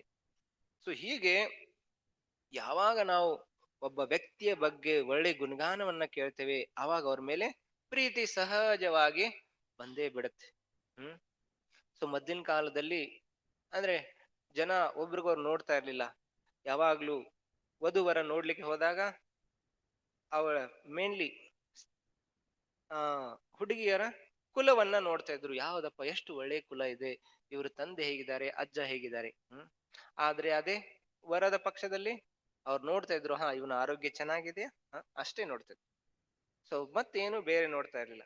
ಸೊ ಅದರಿಂದ ಬರೀ ಕುಂಡಲಿಯನ್ನ ನೋಡಿ ಅವರು ಓಕೆ ಇಬ್ರು ಮ್ಯಾಚಿಂಗ್ ಆಗ್ತಾ ಇದೆಯಾ ಅದನ್ನ ನೋಡಿ ಮದುವೆಯನ್ನ ಮಾಡ್ತಾ ಇದ್ರು. ಹ್ಮ್. ಸೊ ಇದರಿಂದ ಅವರ ಜೀವನವಾಗಿ ಸುಖವಾಗಿ ಇರ್ತಾ ಇದ್ರು. ಹ್ಮ್. ಸೊ ಈಗ ಇಲ್ಲಿ ಭಗವಂತ ಹೇಳಾಯ್ತು, ಕಿ ಅಪ್ಪ ನಿನಗೆ ತಕ್ಕ ವರ ಸಿಗ್ತಾ ಇದೆ. ಅವಳು ಯಾರಪ್ಪ, ದೇವಹೂತಿ. ಸೊ ಇಲ್ಲಿ ಬ್ರಹ್ಮಾಜಿ ಅವರು ಬಂದು, ನಾರದ್ ಮುನಿ ಅವರು ಬಂದ್ರು, ಸ್ವಯಂಭೂ ಮನು ಅವರು ಬಂದ್ರು, ದೇವಹೂತಿ ಕರ್ಕೊಂಡ್ ಬರ್ತಾಳೆ. ದೇವಹೂತಿ ನೋಡ್ಲಿಕ್ಕೆ ಎಷ್ಟು ಸುಂದರ ಇದ್ರಪ್ಪ ಅಂದ್ರೆ, ಸೊ ಅವಳು ಒಂದ್ಸರ್ತಿ ತಮ್ಮ ಟೆರೆಸ್ ಇರುತ್ತಲ್ಲ, ಅಂಚಿನ ಮೇಲೆ, ಅದ್ರ ಮೇಲೆ ಅವಳು ಕೂತ್ಕೊಂಡು ಚೆಂಡನ ಆಡ್ತಿರ್ತಾಳೆ. ಆ ನಂತರ ಆಕಾಶದಲ್ಲಿ ಒಬ್ಬ ಯಕ್ಷ, ಆ ಯಕ್ಷ ತನ್ನ ವಿಮಾನದಿಂದ ಹೋಗ್ತಾ ಇರ್ತಾನೆ, ನೋಡ್ತಾನೆ ಕೆಳಗಡೆ, ಯಾರಪ್ಪ ಎಷ್ಟು ಸುಂದರ ಹುಡುಗಿ. ಅವ್ನು ನೋಡ್ಲಿಕ್ಕೆ ಕೆಳಗೆ ಬಗ್ತಾನೆ ತನ್ನ ವಿಮಾನದಿಂದ ಕೆಳಗೆ ಬಿದ್ದು ಬಿಡ್ತಾನೆ ಅವನು. ಸೊ ಅಷ್ಟು ಸುಂದರವಾದ ದೇವತಿ ಈಗ ಯಾರನ್ನ ಮದುವೆ ಆಗ್ಲಿಕ್ಕೆ ಹೊಂಟಿದ್ದಾಳೆ, ಒಬ್ಬ ಋಷಿ ಮುನಿಯನ್ನ. ಅವನ ಹತ್ರ ಏನು ಇಲ್ಲ, ಅವನ ಹತ್ರ ಇರೋದೇನಪ್ಪಾ ಅಂದ್ರೆ ಮೈ ಮೇಲೆ ಹಾಕ್ಲಿಕ್ಕೆ ಒಂದು ಬಟ್ಟೆ ಪಂಜ ಮತ್ತು ಇರೋದೊಂದು ಕುಟೀರ ಅಷ್ಟೇ. 1 BHK ಅಷ್ಟೇ ಅಷ್ಟೇ. ಅವಳು ಯಾರಪ್ಪ ಅಂದ್ರೆ ಮನು ಮಹಾರಾಜಳ ಪುತ್ರಿ. ಇಡೀ ಜಗತ್ತಿನ ಅಂದ್ರೆ ಸೃಷ್ಟಿ ಅಲ್ಲ, ಪೃಥ್ವಿ ಅಲ್ಲ, ಇಡೀ 14 ಲೋಕಗಳ ರಾಜ ಯಾರಪ್ಪ ಅಂದ್ರೆ ಮನು ಮಹಾರಾಜ್. ಅಷ್ಟು ಅವನ ಅರಮನೆಯಲ್ಲಿ ಇರೋ ದೇವಹೂತಿ ಈಗ ಕಾಡಿನಲ್ಲಿ ಬಂದು ಯಾರ ಜೊತೆಗೆ ಮದುವೆ ಆಗ್ತಿದ್ದಾಳೆ, ಕರ್ದಮ ಮುನಿ ಜೊತೆಗೆ ಮದುವೆ ಆಗ್ತಿದ್ದಾಳೆ. ಸೊ ಕರ್ದಮ ಮುನಿ ಮನು ಮಹಾರಾಜನ ನೋಡಿ ಎದ್ ನಿಲ್ತಾರೆ, ನಮಸ್ಕಾರ ಮಾಡ್ತಾರೆ, ಅವರನ್ನ ಗುಣಗಾನವನ್ನ ಮಾಡ್ತಾರೆ. ಮನು ಮಹಾರಾಜ್ ನೀವ್ ಎಷ್ಟು ಮಹಾನರು, ನೀವು ಈ ಸೃಷ್ಟಿ ನಿರ್ಮಾಣಗೋಸ್ಕರ ನೀವ್ ಎಷ್ಟೆಲ್ಲಾ ಕಾರ್ಯಗಳನ್ನ ಮಾಡ್ತಿದ್ರ. ಸೊ ಮನು ಮಹಾರಾಜ್ ಪ್ರತಿ ಉತ್ತರವಾಗಿ ಕರ್ದಮ ಮುನಿಯನ್ನ ಹೊಗಳ್ತಾರೆ ಮತ್ತೆ ಹೇಳ್ತಾರೆ, ಆಯ್ತು, ನನಗೆ ಬ್ರಹ್ಮಾಜಿಯವರ ಆದೇಶ ಅನುಸಾರವಾಗಿ ನಾನು ನನ್ನ ಮಗಳನ್ನ ನಾನು ಕೊಡ್ತಾ ಇದ್ದೇನೆ, ಕೃಪೆಯಾಗಿ ನೀವು ಸ್ವೀಕರಿಸಿ. ಸೊ ಅವಾಗ ಕರ್ದಮ ಮುನಿಯವರು ಅವ್ರ ಇಚ್ಛೆ ಅಂತ ಆಗ್ಲಿ, ಭಗವಂತನ ಆಜ್ಞೆ ಅಂತ ಆಗ್ಲಿ ಅಂತ ಆ ದೇವತೆಯನ್ನ ಸ್ವೀಕರಿಸ್ತಾರೆ. ಸೊ ದೇವತೆಯನ್ನ ಸ್ವೀಕರಿಸುವಾಗ ಅವ್ರದ್ದು ಒಂದೇ ಕಂಡೀಷನ್ ಏನಪ್ಪಾ ಅಂದ್ರೆ, ನಾನು ಯಾವಾಗ್ಲೂ ಭಗವಂತನನ್ನ ಮರಿಬಾರದು. ನಾನು ಮದುವೆ ಆಗೋದು ಎದಗೋಸ್ಕರ, ಸಂತಾನೋತ್ಪತ್ತಿಗೋಸ್ಕರ. ನಾನು ಯಾವಾಗ ಸಂತಾನವನ್ನ ಪಡಿತೀನಿ ಆವಾಗ ನಾನು ನನ್ನ ಸಂಸಾರವನ್ನ ಬಿಟ್ಟು ನಾನು ಮತ್ತು ಮರಳಿ ತಪಸ್ಯಾಕೆ ಹೋಗ್ತೀನಿ. ಸೊ ಇದೇನು ಭಾರಿ ವಿಚಿತ್ರ ಇದು ಏನಪ್ಪ ಇದಂತ ಕಂಡೀಷನು. ಹ ಮನು ಮಹಾರಾಜ್ ಹೇಳ್ತಿದ್ದಾರೆ, ನಾನು ಮದುವೆ ಆಗ್ತೀನಿ, ಆದ್ರೆ ನಾನು ಮದುವೆ ಆಗೋದು ಎದಗೋಸ್ಕರ, ನಾನು ಒಳ್ಳೆ ಸಂತಾನವನ್ನ ಪಡಿಗೋಸ್ಕರ. ಅದರಿಂದ ಈ ಸೃಷ್ಟಿಯ ನಿರ್ಮಾಣ ಚೆನ್ನಾಗಿ ಆಗ್ಬೇಕು. ಒಂದ್ಸರ್ತಿ ನಾನು ಸಂತಾನವನ್ನ ಪಡೆದ ನಂತರ ನಾನು ಮತ್ತು ಮರಳಿ ನಾನು ಭಗವಂತನ ತಪಸ್ಸೆಗೋಸ್ಕರ ಹೋಗ್ತೀನಿ. ಸೊ ಇದು ವೈದಿಕ ಸಭ್ಯತಾ. ವೈದಿಕ ಸಭ್ಯತಾದಲ್ಲಿ 4 ಪ್ರಕಾರದ ಆಶ್ರಮಗಳಿರ್ತವೆ. ವರ್ಣ ಮತ್ತು ಆಶ್ರಮ. ವರ್ಣ ಅಂದ್ರೆ ಬ್ರಾಹ್ಮಣ, ಕ್ಷತ್ರಿಯ, ವೈಶ್ಯ, ಶೂದ್ರ. ಆಶ್ರಮ ಅಂದ್ರೆ ಬ್ರಹ್ಮಚಾರಿ, ಗೃಹಸ್ಥ, ವಾನಪ್ರಸ್ಥ, ಸನ್ಯಾಸ. ಸೊ ಹೀಗೆ ಅಂದ್ರೆ ಪ್ರತಿಯೊಬ್ಬ ವ್ಯಕ್ತಿ ಈ 4 ವರ್ಣ ಅಂದ್ರೆ ಅವರವರ ನೇಚರ್ ಅನುಸಾರವಾಗಿ, ಜನ್ಮಗೋಸ್ಕರ ಅಲ್ಲ, ನೇಚರ್ ವಾಗಿ ಇವನು ಬ್ರಾಹ್ಮಣ್ ಕೆಲಸ ಮಾಡ್ತಾನೆ, ಇವನು ಕ್ಷತ್ರಿಯ ಕೆಲಸ ಮಾಡ್ತಾನೆ, ವೈಶ್ಯ, ಶೂದ್ರ. ಆದ್ರೆ ಅದೇ ಆಶ್ರಮ ಅಂದ್ರೆ ಪ್ರತಿಯೊಬ್ಬ ವ್ಯಕ್ತಿ 4 ಆಶ್ರಮಗಳಲ್ಲಿ ಅವನು ತನ್ನ ಜೀವನವನ್ನ ನಡೆಸಬೇಕು. ಮೊದಲು ಬ್ರಹ್ಮಚರ್ಯ ಆಶ್ರಮ. ಅವನು ಯಾವಾಗ 5 ವರ್ಷದವನಾಗ್ತಾನೆ, ಅವನಿಗೆ ಯಾವಾಗ ಬುದ್ಧಿ ಬರುತ್ತೆ ನಾನು ಚಡ್ಡಿ ಹಾಕೋಬೇಕು, ಅವಾಗಿಂದಲೇ ಅವನು ಗುರುವಿನ ಆಶ್ರಮಕ್ಕೆ ಹೋಗ್ಬೇಕು. ಅವನು ಗುರುಗಳ ಆಶ್ರಮದಲ್ಲಿ ಇದ್ದು ಒಂದು 20 ರಿಂದ 25 ವರ್ಷಗಳ ಕಾಲ ಅವನಿಗೆ ಯೌವನ ಅವಸ್ಥಾ ಬರೋ ತನಕ ಅವನು ಗುರುಗಳ ಆಶ್ರಮದಲ್ಲಿ ವಿದ್ಯಾಭ್ಯಾಸವನ್ನ ಮಾಡಬೇಕು. ಯಾಕಪ್ಪ ಅಂದ್ರೆ ಆ ವಯಸ್ಸದಲ್ಲಿ ಅವನು ಚೆನ್ನಾಗಿ ಬ್ರಹ್ಮಚರ್ಯನ್ನ ಪಾಲನೆ ಮಾಡ್ತಾನೆ, ಯಾವುದು ಮನಸ್ಸಿನಲ್ಲಿ ವಿಕಾರ ಇರೋದಿಲ್ಲ. ಸೊ ಚೆನ್ನಾಗಿ ಅವನು ವಿದ್ಯಾಭ್ಯಾಸ ಮಾಡಿ ಕಲ್ಕೊಂಡ್ಬಿಡ್ತಾನೆ. ಆ ನಂತರ ಇಚ್ಛೆ ಇದ್ರೆ ಅವನು ಗೃಹಸ್ಥ ಆಶ್ರಮವನ್ನ ಸ್ವೀಕರಿಸ್ತಾನೆ. ಇಲ್ಲ ಅಂತಂದ್ರೆ ಅವನು ಹಾಗೆ ಬ್ರಹ್ಮಚರ್ಯನ ಮುಂದಗಡೆ ಒರೆಸ್ಕೊಂಡು ಸನ್ಯಾಸ ಆಶ್ರಮನ ಸ್ವೀಕಾರ ಮಾಡ್ತಾನೆ. ಸೊ ನೋಡಿ, ಆ ನಂತರ ಗೃಹಸ್ಥ ಆಶ್ರಮ ಆದ ನಂತರ ಅವನೇ ಅವನಿಗೆ ವೈರಾಗ್ಯ ಬರೋ ತನಕ ಅವನು ಸಂಸಾರದಲ್ಲಿರ್ತಾನೆ. ಆ ನಂತರ ಒಂದ್ಸರ್ತಿ ವೈರಾಗ್ಯ ಬಂದಾದ ನಂತರ ಅವನು ತನ್ನ ಕರ್ತವ್ಯಗಳನ್ನ ಮುಗಿಸ್ಕೊಂಡು ಅವನು ವಾನಪ್ರಸ್ಥ ಆಶ್ರಮನ ಸ್ವೀಕರಿಸ್ತಾನೆ. ವಾನಪ್ರಸ್ಥ ಅಂದ್ರೆ ಅವನು ಊರು ಹೊರಗಡೆ ಹೋಗಿ ಇಲ್ಲ ಆದ್ರೆ ಧಾರ್ಮಿಕ ಸ್ಥಳಗಳನ್ನ ಅಡ್ಡಾಡ್ತಾ ಅವನು ತನ್ನ ಜೀವನವನ್ನ ಕಳೀತಾನೆ. ಇನ್ನೂ ಸ್ವಲ್ಪ ಜ್ಞಾನ ಬರಲಿಕ್ಕೆ, ಸಾಕ್ಷಾತ್ಕಾರ ಬರ್ಲಿಕ್ಕೆ. ಆ ನಂತರ ಅವನು ಸನ್ಯಾಸವನ್ನ ಪಡ್ಕೋತಾನೆ. ಸೊ ಈ 4 ಆಶ್ರಮಗಳಲ್ಲಿ 3 ಆಶ್ರಮದಲ್ಲಿ ಅವನು ಬ್ರಹ್ಮಚರ್ಯವನ್ನ ಪಾಲನೆಯನ್ನ ಮಾಡಬೇಕು. ಸೊ ಅದಕ್ಕೋಸ್ಕರ ಈ ಗೃಹಸ್ಥ ಆಶ್ರಮಕ್ಕೆ ಹೋಗೋಕ್ಕಿಂತ ಮೊದಲು ಪ್ರಶಿಕ್ಷಣವನ್ನ ಪಡೀಬೇಕು. ಯಾರು ಪ್ರಶಿಕ್ಷಣನ ಪಡೆದೇ ಗೃಹಸ್ಥ ಆಶ್ರಮದಲ್ಲಿ ಒಳಗೆ ಹೋಗ್ತಾರೆ, ಅದ್ ಹೇಗಪ್ಪ ಅಂದ್ರೆ ಏನೋ ಒಂದು ರೂಮ್ ಬಂದಿದೆ, ಅಲ್ಲಿ ಲೈಟ್ ಇಲ್ಲ, ಕಾಣ್ತಾ ಇಲ್ಲ, ರೂಮ್ ಒಳಗಡೆ ಹೋದಾಗೆ. ಸೊ ಹೋದ ನಂತರ ಅಲ್ಲಿ ಸಿಡಿ ಇದೆ, ಏನೋ ತೆಗ್ಗ ಇದೆ, ಏನೋ ಟೇಬಲ್ ಇದೆ, ಹೋಗಿ ಹಾದ್ ಬಿಡ್ತಾನೆ. ಆ ಕಡೆ ಹೋಗ್ತಾನೆ, ಈ ಕಡೆ ಹೋಗ್ತಾನೆ. ಅವನಿಗೆ ಗೊತ್ತೇ ಇಲ್ಲ ಆ ರೂಮ್ ಅಲ್ಲಿ ಏನಿದೆ, ಹೇಗ್ ಹೋಗ್ಬೇಕು. ಆದ್ರೆ ಅದೇ ಅವನು ಸ್ವಲ್ಪ ಜ್ಞಾನ ಇತ್ತಂದ್ರೆ ಏನಿದೆಯಪ್ಪ, ಏನು ಲೈಟ್ ತಗೊಂಡು ಅವನು ಅಜ್ಞಾಂತಿ ಮಿರಂದಸ್ಸು ಸ್ವಲ್ಪ ಜ್ಞಾನ ಪಡೆದು ಅದ್ರಲ್ಲಿ ಹೋದ್ರೆ ಇಲ್ಲಿ ಹೋಗಪ್ಪ, ಇಲ್ಲಿ ಹೋದ್ರೆ ನಾನು ಎಡ್ಕೊಂಡ್ ಬಿಡ್ತೀನಿ, ಅಲ್ಲಿ ಹೋಗ್ಬಾರ್ದು, ಇಲ್ಲಿ ಹೋಗ್ಬೇಕು, ಇಲ್ಲಿದೆ. ಸೊ ಹಾಗೆ. ಸೊ ಯಾವಾಗ ಗೊತ್ತಿಲ್ಲದೆ ಯಾವುದೋ ಒಂದು ಕಾರ್ಯಕ್ಕೆ ಕೈ ಹಾಕಿದ್ರೆ ಏನಾಗತ್ತೆ, ಅದರ ಪರಿಣಾಮ ವಿಪರೀತವಾಗಿರುತ್ತೆ. ಸೊ ಹಾಗೆ ಈ ಜಗತ್ತಿನಲ್ಲಿ ನಾವು ನೋಡ್ತೀವಿ, ಕುಟುಂಬದಲ್ಲಿ ನಾನಾ ಪ್ರಕಾರದ ಕಷ್ಟ ದುಃಖಗಳನ್ನ ಜನ ವಹಿಸ್ತಾ ಇರ್ತಾರೆ. ಮೊದ್ಲಿನ ಜನ ಹೀಗೆ ವಹಿಸ್ತಾ ಇರ್ಲಿಲ್ಲ. ಇದು ಯಾಕಪ್ಪ ಅಂದ್ರೆ ಪ್ರಶಿಕ್ಷಣವಿರಲ್ಲ. ಸೊ ಒಬ್ಬ ವ್ಯಕ್ತಿ ಅವನಿಗೆ ಮದುವೆ ಆಗಿ ಒಂದು 10 ದಿವಸ ಆಗಿತ್ತು, ಆನಂತರ ಅವನು ಬಂದ, ಆನಂತರ ಭಾರಿ ಡಿಸ್ಟರ್ಬ್ ಇದ್ದ ಅವನು. ಸೊ ಬಂದು ಇಡೀ ದಿವಸ ಹರೇ ಕೃಷ್ಣ ಮಹಾಮಂತ್ರ ಜಪ ಮಾಡ್ಕೊಂಡು ಕುಂತಿದ್ದ. ನಾನಂದೆ ಇಷ್ಟು ದಿವಸ ನಾನು ಕರಿತಾ ಇದ್ದೆ, ಬಾರಪ್ಪ. ಆದ್ರೆ ಏನಾಯ್ತು ಇವನಿಗೆ, ಇವತ್ತು ಹೋಗಂದ್ರೆ ಹೋಗ್ತಾ ಇಲ್ಲ. ಸೊ ಏನಾಯ್ತು. ಸೊ ಇಲ್ಲ ಪ್ರಭುಜಿ, ಮದುವೆ ಆಗಿತ್ತು. ಸೊ ಇದಾಯ್ತು, ಇಷ್ಟೆಲ್ಲ ನಾವು ಬೆಳ್ಳಿ ಬಂಗಾರ ಹಾಕಿದ್ವಿ, ಸಾಡಿಗಳನ್ನ ಕೊಟ್ಟಿದ್ವಿ, ಇಷ್ಟೆಲ್ಲ ಮಾಡಿದ್ವಿ. ಒಂದು ಪರ್ಸ್ ತರ್ಲಿಕ್ಕೆ ನಾನು ಹೈದರಾಬಾದ್ ಹೋಗಿ ಒಂದು 75,000 ಇಂಪೋರ್ಟೆಡ್ ಪರ್ಸ್ ತಂದು ನಾನು ಗಿಫ್ಟ್ ಕೊಟ್ಟೆ.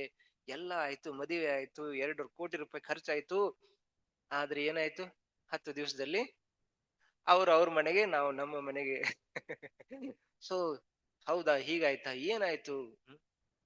ಸೊ ಆ ನಂತರ ಎಲ್ಲ ಕೇಳಿದ ನಂತರ ಗುರ್ತಾಯ್ತಪ್ಪ, ಆ ಜೀವನದ ಉದ್ದೇಶ ಏನಪ್ಪಾ, ಜೀವನದ ಉದ್ದೇಶ ಇತ್ತು ಬರೇ ಇಂದ್ರ ತೃಪ್ತಿ. ಸೊ ಅವನಿಗೆ ಗುರುತು ಇರ್ಲಿಲ್ಲ, ಹೇಗೆ ಗೃಹಸ್ಥ ಜೀವನ ಹೇಗೆ ನಡೆಸಬೇಕು, ಯಾವ ವ್ಯಕ್ತಿ ಜೊತೆಗೆ ಹೇಗೆ ನಾವು ಸಂಬಂಧವನ್ನ ಬೆಳೆಸಬೇಕು. ಸೊ ಯಾವಾಗ ಒಬ್ಬ ವ್ಯಕ್ತಿ ಜೀವನದ ಉದ್ದೇಶ ಇಂದ್ರ ತೃಪ್ತಿ ಇರುತ್ತೆ, ಅವನಿಗೆ ಎಷ್ಟು ಪ್ರಯತ್ನ ಪಡ್ತಾನೆ ಇಂದ್ರ ತೃಪ್ತಿ, ಅಷ್ಟೇ ಅವನಿಗೆ ಕಷ್ಟ ಸಿಗುತ್ತೆ. ನೋಡಿ, ಪ್ರಹ್ಲಾದ್ ಮಹಾರಾಜರಿಗೆ ಹಿರಣ್ಯಕಶಿಪು ಕೇಳ್ತಾನೆ, ಪ್ರಹ್ಲಾದ ಏನ್ ಕಲ್ಕೊಂಡ್ ಬಂದಿದೀಪ ಶಾಲೆಯಿಂದ. ಅವಾಗಂತಾನೆ, ನನ್ನ ಹಿಂದ್ಗಡೆ ಅನ್ನಿ, ತತ್ಸಾಧು ಮನ್ನೇ ಅಸುರ್ವರ್ಯ ದೇಹಿನಾಂ ಸದಾ ಸಮುದ್ವಿಗ್ನ ದಿಯಾಂ ಅಸದ್ಗ್ರಹ ಹಿತ್ವಾತ್ಮಪಾತಂ ಗ್ರಹಮಂದಕೂಪಂ ವನಂ ಗತೋ ಯದ್ಧರಿಮಾಶ್ರಯೇತ. ತತ್ಸಾಧು ಮನ್ಯ ಅಸುರ್ವರ್ಯ ದೇಹಿನಾಂ. ಏನಪ್ಪಾ ಪ್ರಹ್ಲಾದ, ಏನ್ ಕಲ್ಕೊಂಡ್ ಬಂದಿದ್ಯಾ? ಪ್ರಹ್ಲಾದ್ ಮಹಾರಾಜ್ ಹೇಳ್ತಿದ್ದಾರೆ, ಹೇ ಹಿರಣ್ಯಕಶಿಪು, ಸದಾ ಸಮುದ್ವಿಗ್ನದಿಯಾತ್ ಅಸದ್ಗ್ರಹಾತ್. ಸೊ ಇದು ಸಂಸಾರದಲ್ಲಿ ಇದು ಭಾರಿ ದುಃಖದ ಸಂಸಾರ ಇದೆ. ಇದರಿಂದ ನಾವು ಏನ್ ಮಾಡ್ಬೇಕು? ನಾವು ಹೊರಗಡೆ ಬೆಳಿಕ್ಕೆ ಪ್ರಯತ್ನ ಮಾಡಬೇಕು. ಅದ್ ಹೇಗಪ್ಪ ಅಂದ್ರೆ ಗ್ರಹಮಂದ ಕೂಪಂ. ಈ ಜಗತ್ತಿನಲ್ಲಿ ಯಾರು ತಮ್ಮ ಜೀವನದ ಉದ್ದೇಶ ಬರೀ ಇಂದ್ರ ತೃಪ್ತಿ ಇದೆ, ಭಗವಂತ ಇಲ್ವೇ ಇಲ್ಲ, ಭಗವಂತನ ಬಿಟ್ಟು ಯಾರು ಈ ಜಗತ್ತಿನಲ್ಲಿ ಬರೇ ನಾನು ನನ್ನ ಇಂದ್ರಿಯಗಳಿಗೆ ಸುಖ ಕೊಡ್ತೀನಿ ಸುಖ ಕೊಡ್ತೀನಿ ಸುಖ ಕೊಡ್ತೀನಿ ಅಂದ್ರೆ ಅವ್ರು ಹೇಗಪ್ಪ ಅಂದ್ರೆ ಗ್ರಹ ಅಂಧಕೂಪಂ ಗೃಹಮಂಧಕೂಪಂ. ಎರಡು ಪ್ರಕಾರದ ಗೃಹಸ್ಥಾಶ್ರಮ ಇರುತ್ತೆ. ಒಂದು ಗೃಹ ಮೇಧಿ, ಮತ್ತೊಬ್ರು ಗೃಹಸ್ಥ. ಗೃಹ ಮೇಧಿ ಅಂದ್ರೆ ಅವನ ಜೀವನ ಉದ್ದೇಶ ಏನಪ್ಪಾ ಅಂದ್ರೆ ಬರೇ ತನಗೋಸ್ಕರ ತನ್ನ ಇರೋ ಬಂಧುಗಳಿಗೋಸ್ಕರ ಕಾರ್ಯಗಳನ್ನ ಮಾಡೋದು, ಭಗವಂತನ ಭಕ್ತಿ ಇಲ್ವೇ ಇಲ್ಲ. ಸೊ ಅದಕ್ಕೆ ಗೃಹ ಮೇಧಿ ಜೀವನ ಅಂತಾರೆ. ಗೃಹಸ್ಥ ಜೀವನ ಅಂದರೆ ಆಯ್ತಪ್ಪ ಎಲ್ಲರೂ ನನ್ನ ಕುಟುಂಬ ಪರಿವಾರವಾಗಿ ನಾನು ಭಗವಂತನನ್ನ ಸೇವೆ ಸಲ್ಲಿಸೋದು. ಸೊ ಯಾವಾಗ ನಮ್ಮ ಕುಟುಂಬದಲ್ಲಿ ಭಗವಂತ ಕೇಂದ್ರ ಬಿಂದು ಇರ್ತಾನೆ ಅದಕ್ಕೆ ನಾವು ಗೃಹಸ್ಥ ಆಶ್ರಮ ಅಂತೇವೆ. ಯಾವಾಗ ಭಗವಂತ ಇರೋದಿಲ್ಲ ನಾವೇ ಕೇಂದ್ರ ಬಿಂದು ಇರ್ತೇವೆ ಅದಕ್ಕೆ ಗೃಹ ಮೇಧಿ ಜೀವನ ಅಂತೇವೆ. ಸೊ ಇದರಲ್ಲಿ ಭಾರಿ ವ್ಯತ್ಯಾಸ ಇದೆ. ಒಂದು ನಮಗೆ ಭಗವಂತನ ಕಡೆ ಕರ್ಕೊಂಡು ಹೋಗ್ತಾ ಇದೆ, ಮತ್ತೊಂದು ಗೃಹ ಮೇಧಿ ಜೀವನ ನರಕಕ್ಕೆ ಕರ್ಕೊಂಡು ಹೋಗ್ತಾ ಇದೆ. ಸೊ ಅದಕ್ಕೆ ಪ್ರಹ್ಲಾದ್ ಮಹಾರಾಜರು ಹಿರಣ್ಯಕಶಿಪು ಹೇಳ್ತಾರೆ, ಹಿರಣ್ಯಕಶಿಪು ನೀವು ಕೂಡ ಏನ್ ಮಾಡಿ ಹರಿಮಾಶ್ರಯ, ಹರಿ ಭಗವಂತನ ಹರಿಯನ್ನ ಏನ್ ತಗೊಳ್ಳಿ, ನೀವು ಆಶ್ರಯ ತಗೊಳ್ಳಿ, ಅವರ ಭಗವಂತನ ಭಕ್ತಿಯನ್ನ ಮಾಡಿ.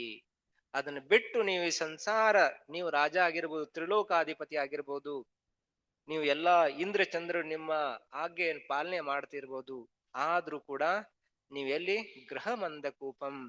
ಒಂದು ಕೂಪ ಇರುತ್ತೆ, ಕೂಪ ಅಂದ್ರೆ ಬಾವಿ. ಆ ಬಾವಿ, ಊರಲ್ಲಿ ಬಾವಿ ನೋಡಿದೀರಾ? ಸೊ ಅದರಲ್ಲಿ ಹುಲ್ಲು ಬಂದಿರುತ್ತೆ ಕೆಲವೊಂದ್ಸರ್ತಿ, ಕಾಣ್ಲಿಕ್ಕೆ ಏನ್ ಕಾಣಲ್ಲ, ಆದ್ರೆ ಅದರಲ್ಲಿ ಪ್ರಾಣಿಗಳು ಬಿದ್ದು ಹೋಗ್ಬಿಡ್ತವೆ ಹುಲ್ ತಿನ್ಲಿಕ್ಕೆ ಹೋಗಿ. ಸೊ ಅದು ಅಂಧಕೂಪ. ಅದರಲ್ಲಿ ಒಂದ್ಸರ್ತಿ ಬಿದ್ರೆ ಮುಗೀತು. ಸೊ ಅದರಲ್ಲಿ ಕೆಳಗಡೆ ಏನೋ ಹುಳ ಇರುತ್ತೆ, ಹಾವಿರುತ್ತೆ. ಸೊ ಅಲ್ಲೇ ಪ್ರಾಣಿಗಳು ಸತ್ತು, ಅವು ಸತ್ತಾಗ ಮಾತ್ರ ಸ್ಮೆಲ್ ದಿಂದ ಗುರ್ತಾಗುತ್ತೆ ಏನೋ ಪ್ರಾಣಿ ಸತ್ತಿದೆಯಪ್ಪ. ಸೊ ಹಾಗೆ ಗೃಹ ಮೇಧಿ ಜೀವನ ಹೇಗಿದೆಯಪ್ಪ ಅಂದ್ರೆ ಇದು ಒಂದು ಅಂಧಕೂಪದ ಹಾಗೆ. ನಾವು ಭಗವಂತನನ್ನ ಕೇಂದ್ರ ಮೇಲೆ ಇಟ್ಕೊಳ್ಳಿಲ್ಲ ಅಂದ್ರೆ ಏನಾಗತ್ತೆ?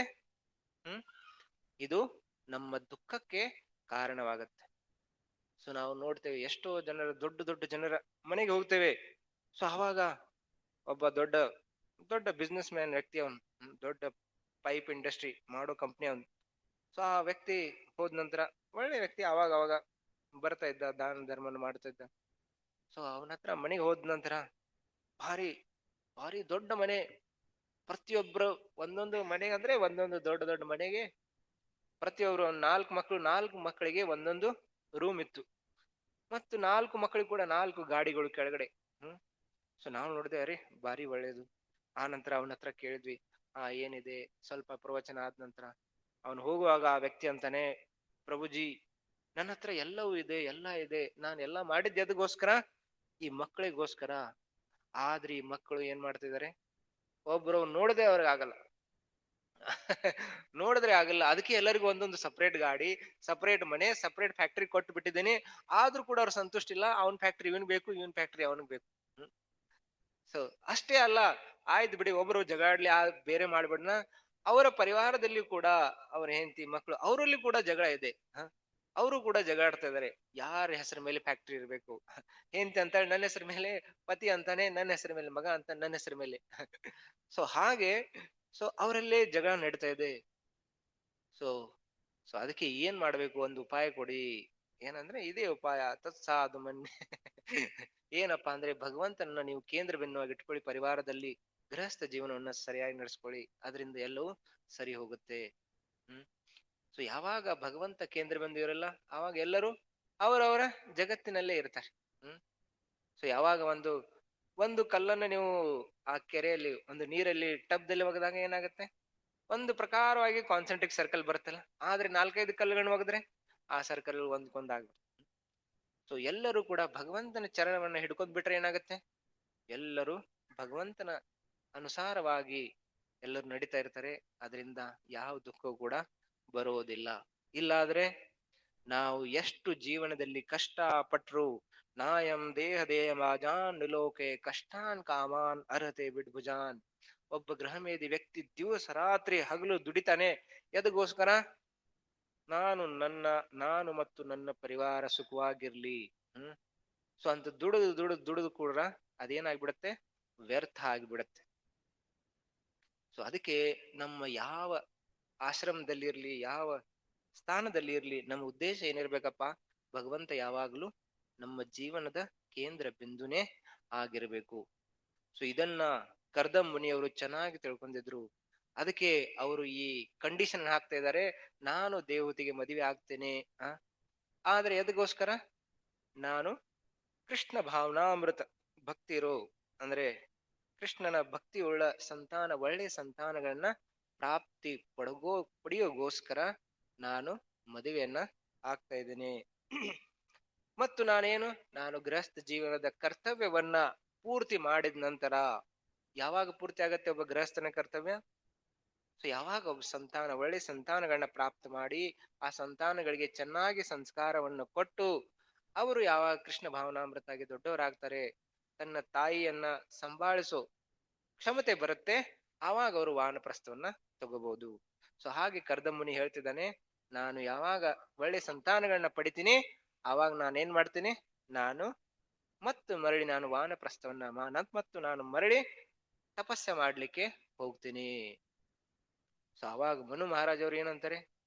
ಕ್ಯಾನ್ಸಲ್, ಡೀಲ್ ಕ್ಯಾನ್ಸಲ್ ಬೇಡಪ್ಪ ಅಂತ ಹೇಳ್ತಾರ? ಇಲ್ಲ. ಯಾಕಂದ್ರೆ ಅವರೆಲ್ಲ ಆಧ್ಯಾತ್ಮಿಕ ಜಗತ್ತಿನ ಜೀವನದಲ್ಲಿ ಪ್ರಗತಿ ಉಳ್ಳವರು. ಅವ್ರಿಗೂ ಗೊತ್ತಾಗುತ್ತೆ, ಕರ್ದಂ ಮುನಿ ಏನಪ್ಪಾ ಮಹಾನ್ ವ್ಯಕ್ತಿ, ಇವನಿಗೂ ಸ್ವಲ್ಪ ಕೂಡ ಏನಿಲ್ಲ, ಮನಸ್ಸಿನಲ್ಲಿ ಸ್ವಲ್ಪ ಕೂಡ ಆಸಕ್ತಿ ಇಲ್ಲ ಸಂಸಾರ ಬಗ್ಗೆ. ಸೊ ಎಂತ ಒಳ್ಳೆ ವ್ಯಕ್ತಿ. ಸೊ ಒಬ್ಬ ವ್ಯಕ್ತಿ ಒಳ್ಳೆಯವನು ಹೇಗೆ ಗುರ್ತಾಗತ್ತೆ? ಅವನು ಎಷ್ಟು ವೈರಾಗ್ಯ ಜೀವನದಲ್ಲಿ ರುಚಿ ಇದೆ, ಅದರಿಂದ ಗುರ್ತಾಗತ್ತೆ ಇವನು ಎಷ್ಟು ಒಬ್ಬ ವ್ಯಕ್ತಿ ಒಳ್ಳೆಯವನು. ಸೊ ಮನು ಮಹಾರಾಜ್ ಅವರು ಕೂಡ ಪ್ರಗತ ಇದ್ರು, ಅವರು ಕೂಡ ಪ್ರಶಂಸನೆ ಮಾಡ್ತಾರೆ, ಏನಪ್ಪ ಕರ್ದಂ ಮುನಿ. ಸೊ ದೇವಹೂತಿ ಎಷ್ಟು ಸುಂದರ ಇದ್ರಪ್ಪ ಅಂದ್ರೆ, ಎಲ್ಲಾ ದೇವಿ ದೇವತಾಗಳು ನಾವು ಮದುವೆ ಆಗ್ತೀವಿ ಅಂತೇಳಿ ಅವ್ರ ಇಚ್ಛೆ, ಅವ್ರು ಆಲ್ರೆಡಿ ಅರ್ಜಿ ಕೊಟ್ಟಾಯ್ತು. ಆದ್ರೂ ಕೂಡ ಕರ್ದಂ ಮುನಿ ಅವರಿಗೆ ಮನು ಮಹಾರಾಜ್ ಅವರು ಕೊಡ್ತಾ ಇದ್ದಾರೆ. ಯಾಕಪ್ಪ ಅಂದ್ರೆ ಅಷ್ಟು ಅವರು ಭಕ್ತಿಯಲ್ಲಿ ಪ್ರಗತಿ ಉಳ್ಳವರು. ಸೊ ಅದಕ್ಕೋಸ್ಕರ ಈ ಕಂಡೀಷನ್ ಅನ್ನ ಹಾಕ್ತಾರೆ. ಆಯ್ತು. ಸೊ ಅದನ್ನ ಒಪ್ಪಿಗೆ ಪಡೆದು ಅವರ ವಿವಾಹ ಆಗತ್ತೆ. ಸೊ ಆ ನಂತರ ವಿವಾಹ ಆದಾಗ ಅವರ ವಿವಾಹ ಒಳ್ಳೆ ರೀತಿಯಿಂದ ಆಗತ್ತೆ. ಅವತ್ತಿಂದ ಮನು ಮಹಾರಾಜ್ ಅವರು ಅಲ್ಲಿಂದ ಹೊರಟು ಹೋಗ್ಬಿಡ್ತಾರೆ. ಯಾವ ದೇವಹೂತಿ ಅರಮನೆಯಲ್ಲಿ ಇರ್ತಾ ಇದ್ಳೋ, ಇವಾಗಿಂದ ಅವಳು ಈಗ ಕರ್ದಂ ಮುನಿಯವರ ಸೇವೆಯನ್ನ ಮಾಡ್ಲಿಕ್ಕೆ ಪ್ರಾರಂಭ ಮಾಡ್ತಾಳೆ. ಸೊ ಕರ್ದಂ ಮುನಿಯವರ ಸೇವೆ ಏನಪ್ಪಾ ಅಂದ್ರೆ, ಕರ್ದಂ ಮುನಿಯವರು ಹೇಳ್ತಾರೆ, ಆಯ್ತು ನಾವು ಮದುವೆ ಆಗ್ತೀವಿ. ಮದುವೆ ಆಯ್ತು, ಎಲ್ಲವೂ ಆಯ್ತು. ಸೊ ಈಗ ಮನು ಮಹಾರಾಜ್ ಅವರು ಮತ್ತು ಮರಳಿ ತಮ್ಮ ಲೋಕಕ್ಕೆ ವಾಪಸ್ ಹೋಗ್ಬಿಡ್ತಾರೆ. ಈಗ ಇರೋದು ಕಾಡಿನಲ್ಲಿ ಇರೋದು ಯಾರಪ್ಪ ಅಂದ್ರೆ ಕರ್ದಮ ದೇವಹೂತಿ. ಸೊ ಅದಕ್ಕೋಸ್ಕರ ಕರ್ದಂ ಮುನಿ ಅವರು ತಮ್ಮ ತಪಸ್ಸಿನಲ್ಲಿ ಮತ್ತು ಮಗ್ನ ಆಗ್ತಾರೆ. ಮಗ್ನ ಆಗಿ ಅವ್ರ ತಪಸ್ಸೆ ಕಣ್ ಮುಚ್ಕೊಂಡ್ ಬಿಡ್ತಾರೆ. ಸೊ ಅವಾಗ ದೇವಹೂತಿ ಏನ್ ಮಾಡ್ಬೇಕು? ಏನನ್ನು ಆಶ್ರಮವನ್ನ ಕ್ಲೀನ್ ಮಾಡಬೇಕು, ನದಿಯಿಂದ ನೀರನ್ನ ತರಬೇಕು. ಈಗ ಅವಳ ಹತ್ರ ಯಾರು ದಾಸಿಯರಿಲ್ಲ, ಅವಳೇ ಸ್ವಂತ, ಅವಳು ಇರೋದು ರಾಜಕುಮಾರಿ. ಎಲ್ಲ ಅವಾಗ ಅವರ ತಂದೆ ಮನೆಯಲ್ಲಿ ಸೇವಾ ಮಾಡ್ಲಿಕ್ಕೆ ಎಲ್ಲ ದಾಸಿಗಳು ಇರ್ತಾ ಇದ್ರು. ಆದ್ರೆ ಈಗ ಯಾರು ದಾಸಿಗಳಿಲ್ಲ, ಸ್ವಂತ ಕೆಲಸ ಮಾಡ್ಬೇಕು. ಸೊ ಈಗಿನ ಕಾಲದಲ್ಲಿ ಇದ್ರೆ ಫೋನ್ ಮಾಡಿ, ಅಮ್ಮ ಇಲ್ಲಿ ಯಾರು ಇಲ್ಲ, ನಾನು ಬರ್ತೀನಿ ವಾಪಸ್ಸು ಹಾಗಿಲ್ಲ, ಅವಳು ಬಂದದ್ದನ್ನ ಸ್ವೀಕಾರ ಮಾಡಬೇಕು. ಅವಳಿಗೂ ಗೊತ್ತು ಆಧ್ಯಾತ್ಮಿಕ ಜೀವನ ಪ್ರಗತಿ ಹೋಗ್ಬೇಕಂದ್ರೆ ನಾನೇನ್ ಮಾಡ್ಬೇಕು? ಈ ಎಲ್ಲಾ ತಪಸ್ಸೆಗಳನ್ನ ಸ್ವೀಕಾರ ಮಾಡಬೇಕು. ಪತ್ನಿಯ ಕರ್ತವ್ಯ ಏನಪ್ಪಾ ಅಂದ್ರೆ, ಪತಿಗೆ ಆಧ್ಯಾತ್ಮಿಕ ಜೀವನದಲ್ಲಿ ಸಹಾಯ ಮಾಡೋದು. ಪ್ರಭುಪಾದ್ ಹೇಳ್ತಾರೆ, ಒಬ್ಬ ಗೃಹಸ್ಥನ ಭಾಗ್ಯ ಯಾವಾಗ ಭಾಗ್ಯೋದಯ ಆಗತ್ತೆ? ಯಾವಾಗ ಅವನಿಗೆ ಅವನ ಆಧ್ಯಾತ್ಮಿಕ ಜೀವನದಲ್ಲಿ ಸಹಾಯ ಮಾಡೋ ಪತ್ನಿ ಸಿಗ್ತಾಳೆ, ಅವಾಗ ಅದು ಒಬ್ಬ ಗೃಹಸ್ಥನ ಭಾಗ್ಯ. ಸೊ ಹಾಗೆ ಅವಳಿಗೂ ಕೂಡ ಗೊತ್ತು, ಅವಳಿಗೂ ಕೂಡ ಪ್ರಶಿಕ್ಷಣ ಇದೆ. ಮನು ಮಹಾರಾಜ್ ಅವ್ರ ಪುತ್ರಿ ಏನಪ್ಪಾ ಅಂದ್ರೆ, ಪತಿಗೆ ನೀವು ಅವರ ಆಧ್ಯಾತ್ಮಿಕ ಜೀವನದಲ್ಲಿ ಸಹಾಯ ಮಾಡಬೇಕು. ಸೊ ಹೀಗ ಅವಳು ದಿನನಿತ್ಯವಾಗಿ ಕರ್ದಂ ಮುನಿಯವರ ಸೇವೆಯನ್ನ ಮಾಡ್ತಾ, ಏನ್ ಕಂಪ್ಲೇಂಟ್ ಇಲ್ಲ, ಏನೂ ಇಲ್ಲ. ಸೊ ಕಾಡಿನಲ್ಲಿ ಏನಿರಲ್ಲ, ಉರಿ ಮಾಡ್ಬೇಕಂದ್ರೆ ತಾನೇ ಸ್ವಂತ ಕಟ್ಟಿಗೆ ತರಬೇಕು, ನೀರನ್ನ ತರಬೇಕು, ಎಲ್ಲಾ ಹಣ್ಣು ಹಂಪಗಳನ್ನು ಕಡಿದು ತರಬೇಕು, ಎಲ್ಲಾ ವ್ಯವಸ್ಥೆಗಳನ್ನ ಮಾಡಬೇಕು. ಕರ್ದಮ ಮುನಿಯವರು ತಮ್ಮ ಯಜ್ಞ ಅನುಷ್ಠಾನ ತಪಸ್ಸಿನಲ್ಲಿ ಅವರು ತೊಡಗಿದ್ದಾರೆ. ಅವರು ದೇವಹೂತಿ ಕಡೆ ಒಂಚೂರು ನೋಡ್ತಾನೂ ಇಲ್ಲ, ಮಾತಾಡ್ತಾನೂ ಇಲ್ಲ, ಏನು ಪ್ರೀತಿಯ ಸಂಬಂಧವನ್ನು ಕೂಡ ತೋರಿಸ್ತಾ ಇಲ್ಲ. ಆದ್ರೂ ಕೂಡ ದೇವಹೂತಿ ತಮ್ಮ ತಾಯಿ ಕಡೆಯಿಂದ ಏನೋ ಪ್ರಶಿಕ್ಷಣವನ್ನ ಪಡೆದಿರ್ತಾಳೆ. ಅದರ ಅನುಸಾರವಾಗಿ ಕರ್ದಮ ಮುನಿಯವರ ಸೇವೆಯನ್ನ ಮಾಡ್ತಾ ಇದ್ದಾಳೆ. ಸೊ ಇಲ್ಲಿಗೆ ಈ ಚಾಪ್ಟರ್ ಮುಗಿದು ಬಿಡುತ್ತೆ. ಹೇಗೆ ಅವರಿಬ್ಬರ ವಿವಾಹ ಆಗುತ್ತೆ ಮತ್ತು ಮನು ಮಹಾರಾಜ್ ಅವರು ದೇವತೆಯನ್ನ ಬಿಟ್ಟು ಹೋಗ್ತಾರೆ. ಸೊ ಇದರಿಂದ ಈ ಚಾಪ್ಟರ್ ಇಂದ ಏನ್ ನಮಗೆ ಅರ್ಥ ಆಗುತ್ತಪ್ಪ ಅಂದ್ರೆ, ಕರ್ದಮ ಮುನಿಯಿಂದ ಅವರಿಂದ ಏನ್ ಕಲಿಲಿಕ್ಕೆ ಸಿಗುತ್ತಪ್ಪ ಅಂದ್ರೆ, ಜೀವನದ ಉದ್ದೇಶ ಏನಿರ್ಬೇಕು, ಭಗವಂತನನ್ನ ಪ್ರಾಪ್ತಿ ಮಾಡೋಗೋಸ್ಕರ ಇರ್ಬೇಕು. ಓಕೆ, ಏನಾದ್ರೂ ನಮ್ಮ ಇಚ್ಛೆ ಇದ್ರೆ, ಇಂದ್ರ ತೃಪ್ತಿ ಇಚ್ಛೆ ಇದ್ರೆ, ಆ ಇಚ್ಛೆ ಇದ್ರೂ ಕೂಡ ಪರವಾಗಿಲ್ಲ, ಆದ್ರೂ ಕೂಡ ಅಂತಿಮ ನಮ್ಮ ಉದ್ದೇಶ ಏನಿರ್ಬೇಕು, ಭಗವಂತನನ್ನ ಪಡೆಯೋದು ನಮ್ಮ ಜೀವನದ ಉದ್ದೇಶವಾಗಿರ್ಬೇಕು. ಸೊ ಅದಕ್ಕೆ ಇಲ್ಲಿ ಭಕ್ತಿ ವಿನೋದ್ ಠಾಕೂರ್ ಅವರು ಹೇಳ್ತಾರೆ ಈ ಭಜನದಲ್ಲಿ, ಭಜಹುರೇ ಮನ ಶ್ರೀನಂದನಂದನ ಅಭಯ ಚರಣರ ವಿಂದರೆ. ಭಜ ಶ್ರೀನಂದನಂದನ ಅಭಯ ಚರಣರ ವಿಂದರೆ. ದುರ್ಲಭ ಮಾನವ ಜನಮ ಸತ್ಸಂಗೇ.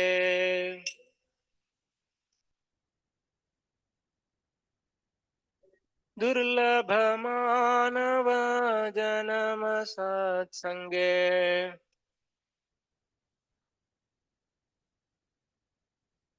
तरहु ये भव सिंधुरे.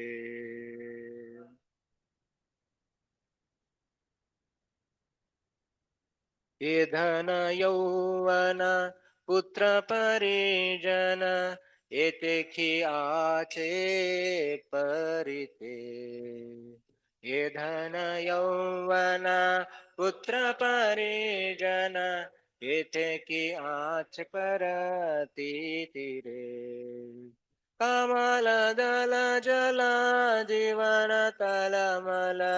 कमल दल जल जीवन तलमल. कमल दल दल जीवन तलमल.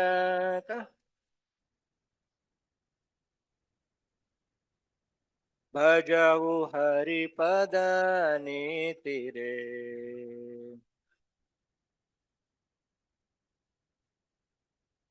भजहु रे मन श्रीनंदनंदन अभय चरणर विंदरे. भजहु रे मन श्रीनंदनंदन अभय ಚರಣರ ವಿಂದರೆ. ಸೊ ಹೀಗೆ ಭಕ್ತಿವಿನೋದ್ ಠಾಕೂರ್ ಹೇಳ್ತಾರೆ, ಭಜ ಹುರೇ ಮನ ಶ್ರೀನಂದನಂದನ ಅಭಯ ಚರಣಾರವಿಂದರೆ. ಭಗವಂತನ ಆಶ್ರಯನ ಪಡ್ಕೊಳ್ಳಿ. ಯಾಕಪ್ಪ ಅಂದ್ರೆ ಈ ಜಗತ್ತಿನಲ್ಲಿ ಇರೋದೇನಪ್ಪಾ ಅಂದ್ರೆ ಎಲ್ಲವೂ ಇಂದ್ರ ತೃಪ್ತಿ. ಹೇಗಪ್ಪಾ ಅಂದ್ರೆ ಕಮಲ ದಲ ದಲ ಜೀವನ ತಲಮಲ. ಒಂದು ಕಮಲದ ಹೂ ನೋಡಿದಿರ, ಆ ಹೂವಿನ ಎಲೆ ಮೇಲೆ ಒಂದು ನೀರಿನ ಬಿಂದು ಇರುತ್ತೆ, ನೀರಿನ ಒಂದು ಹನಿ ಇರುತ್ತೆ. ಅದು ಹೆಂಗೆ ಹೊಳಿತಾ ಇರುತ್ತಪ್ಪ ಅಂದ್ರೆ ಏನೋ ಯಾರೋ ಒಂದು ಮುತ್ತನ್ನು ಇಟ್ಟಿದ್ದಾರೆ. ಸೊ ಸೊ ಅದು ಯಾವಾಗ್ಲೂ ಇರುತ್ತಾ? ಆಯ್ತಪ್ಪ, ಇವತ್ತು ಬೆಳಗ್ಗೆ ನೋಡ್ತಾ ಇದ್ದೀರಾ, ಸೊ ಅದು ಮುತ್ತು ಹಾಗೆ ಇರ್ಲಪ್ಪ, ಚೆನ್ನಾಗಿ ಕಾಣ್ತಾ ಇದೆ. ಯಾರೋ ಮಕ್ಕಳು, ಆಡೋರ್ ಮಕ್ಕಳು ಮುತ್ತಿದೆ ಅಂತೇಳಿ ತಗೋಲಿಕ್ಕೆ ಹೋಗ್ತಾರೆ. ಆದ್ರೆ ಸ್ಪರ್ಶ ಆದ ನಂತರ ಏನಾಗ್ಬಿಡುತ್ತೆ, ಅದು ಗುಡುಕ್ ಅಂತ ಕೆಳಗಡೆ ಬಿದ್ದು ಬಿಡುತ್ತೆ. ಸೊ ಹಾಗೆಯೂ ಕೂಡ ನಮ್ಮ ಜೀವನ ಹೇಗಿದೆ, ಜೀವನ ನೋಡ್ಲಿಕ್ಕೆ ಕಾಣುತ್ತೆ, ನನ್ನ ಜೀವನಪ್ಪ, ಈಗ ನಾನು ತರುಣ ಆಗಿದ್ದೀನಿ, ನಾನು ಯಾವ ಜೀವನದ ಆನಂದವನ್ನ ಭೋಗಿಸ್ಬಹುದು, ನಾನು ಈ ಜಗತ್ತಿನಲ್ಲಿ ಎಲ್ಲಾ ಪ್ರಕಾರದ ಆನಂದವನ್ನ ಭೋಗಿಸ್ತೀನಿ, ನಾನು ಯಾವಾಗ್ಲೂ ಆನಂದವಾಗಿರ್ತೀನಿ ಅಂತೇಳಿ ಅನ್ಸುತ್ತೆ. ಆದ್ರೆ ಗುರುತಿಲ್ಲ ನಮ್ಮ ಜೀವನ ಹೇಗಿದೆಯಪ್ಪ ಅಂದ್ರೆ, ಆ ಹನಿ ಹೇಗೆ ಹೋಗ್ಬಿಡುತ್ತಲ್ಲ ಇಮ್ಮಿಡಿಯೇಟ್, ಹಾಗೆ ಯಾವ ಕ್ಷಣದಲ್ಲಿಯೂ ಕೂಡ ದುಃಖ ಬರಬಹುದು, ಮೃತ್ಯು ಬರಬಹುದು. ಸೊ ಅದಕ್ಕೆ ಭಕ್ತಿವಿನೋದ್ ಠಾಕೂರ್ ಹೇಳ್ತಾರೆ, ಭಜ ಹುರೇ ಮನ ಶ್ರೀನಂದನಂದನ ಅಭಯ ಚರಣಾರವಿಂದರೆ. ಅದಕ್ಕೆ ಯಾವಾಗಲೂ ನೀವು ಆ ಭಗವಂತನ ಚರಣವನ್ನ ಗಟ್ಟಿಯಾಗಿ ಹಿಡ್ಕೊಂಡ್ಬಿಟ್ರೆ ಏನಾಗ್ಬೋದು, ನೀವು ಈ ಭವ ಪ್ರವಾಹದಲ್ಲಿ ನೀವು ಹರಿದು ಹೋಗೋದಿಲ್ಲ. ಅದಕ್ಕೆ ಆ ಭಗವಂತನ ಚರಣವನ್ನ ಹಿಡ್ಕೊಂಡ್ರೆ ಆ ಅಭಯ ಅಭಯ ಪ್ರದಾನವನ್ನ ಮಾಡೋ ಭಗವಂತನ ಚರಣವನ್ನು ಹಿಡ್ಕೊಂಡ್ರೆ ಏನಾಗುತ್ತಪ್ಪ, ನಿಮ್ಮ ದುರ್ಲಭ ಮಾನವ ಜನ್ಮ ಇದೆಯಲ್ಲ ಅದು ಸಾರ್ಥಕವಾಗುತ್ತೆ. ಸೊ ಅದೇ ಇಲ್ಲಿ ಕರ್ದ ಮುನಿಯವರ ಶಿಕ್ಷೆಯಿಂದ ಏನ್ ತಿಳ್ಕೋದಪ್ಪ ಅಂದ್ರೆ, ನಾವು ನಮ್ಮ ಜೀವನವನ್ನ ಭಗವಂತನ ಕೇಂದ್ರ ಬಿಂದುವಾಗಿ ಇಟ್ಕೊಂಡೆ ನಮ್ಮ ಜೀವನವನ್ನ ನಡೆಸ್ಬೇಕು. ಹ್ಮ್. ಸೊ ಕರ್ದ ಮುನಿ ಆ ರೀತಿ ತಪಸ್ಸೆ ಮಾಡಿದಗೋಸ್ಕರ, ಆ ರೀತಿ ಜೀವನ ಮಾಡಿದಗೋಸ್ಕರ ಅವರಿಗೆ ಯಾರು ಜನ್ಮಕ್ಕೆ ಬರ್ತಾರೆ? ಆ ಕಪಿಲ ಮುನಿ ಮತ್ತಾರು ಇಲ್ಲ, ಸಾಕ್ಷಾತ್ ಭಗವಂತನೇ ಅವರ ಮಗನಾಗಿ ಅವನು ಹುಟ್ಟಿ ಬರ್ತಾನೆ. ಸೊ ನಾವು ಯಾವ ರೀತಿ ಭಗವಂತನ ತಪಸ್ಸೆ ಮಾಡ್ತೇವೆ ಆ ರೀತಿ ನಮಗೆ ಸಂತಾನವನ್ನ ಪಡಿಬಹುದು. ಹ್ಮ್. ಹರೇ ಕೃಷ್ಣ. ಶ್ರೀಲ ಪ್ರಭುಪಾದ್ ಕಿ ಜಯ. ಕರ್ದಮ್ ಮುನಿ ಕಿ ಜಯ. ಹರೇ. ಯಾರಿಗಾದ್ರೂ ಏನಾದ್ರೂ ಪ್ರಶ್ನೆ?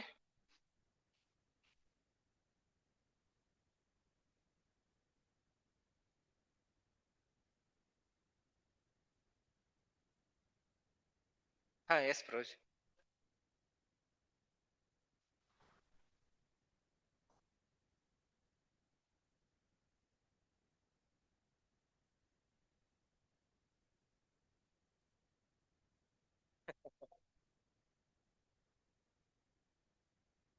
ಹಾ, ಪ್ರಭುಜಿ ಅವರು ಪ್ರಶ್ನೆ ಕೇಳ್ತಿದ್ದಾರೆ. ಪ್ರಭುಜಿ, ನೀವೆಲ್ಲ ಹೇಳಿದ್ದು ಓಕೆ. ಈ ಕಲಿಯುಗದಲ್ಲಿ ಯಾವುದು ಸಾಧ್ಯ ಇಲ್ಲ. ಆ ಸೊ ನಾವು ಭಕ್ತಿಯಲ್ಲಿ ಬಂದದ್ದೇ ಯಾವಾಗ? 35 ವರ್ಷದಲ್ಲಿ.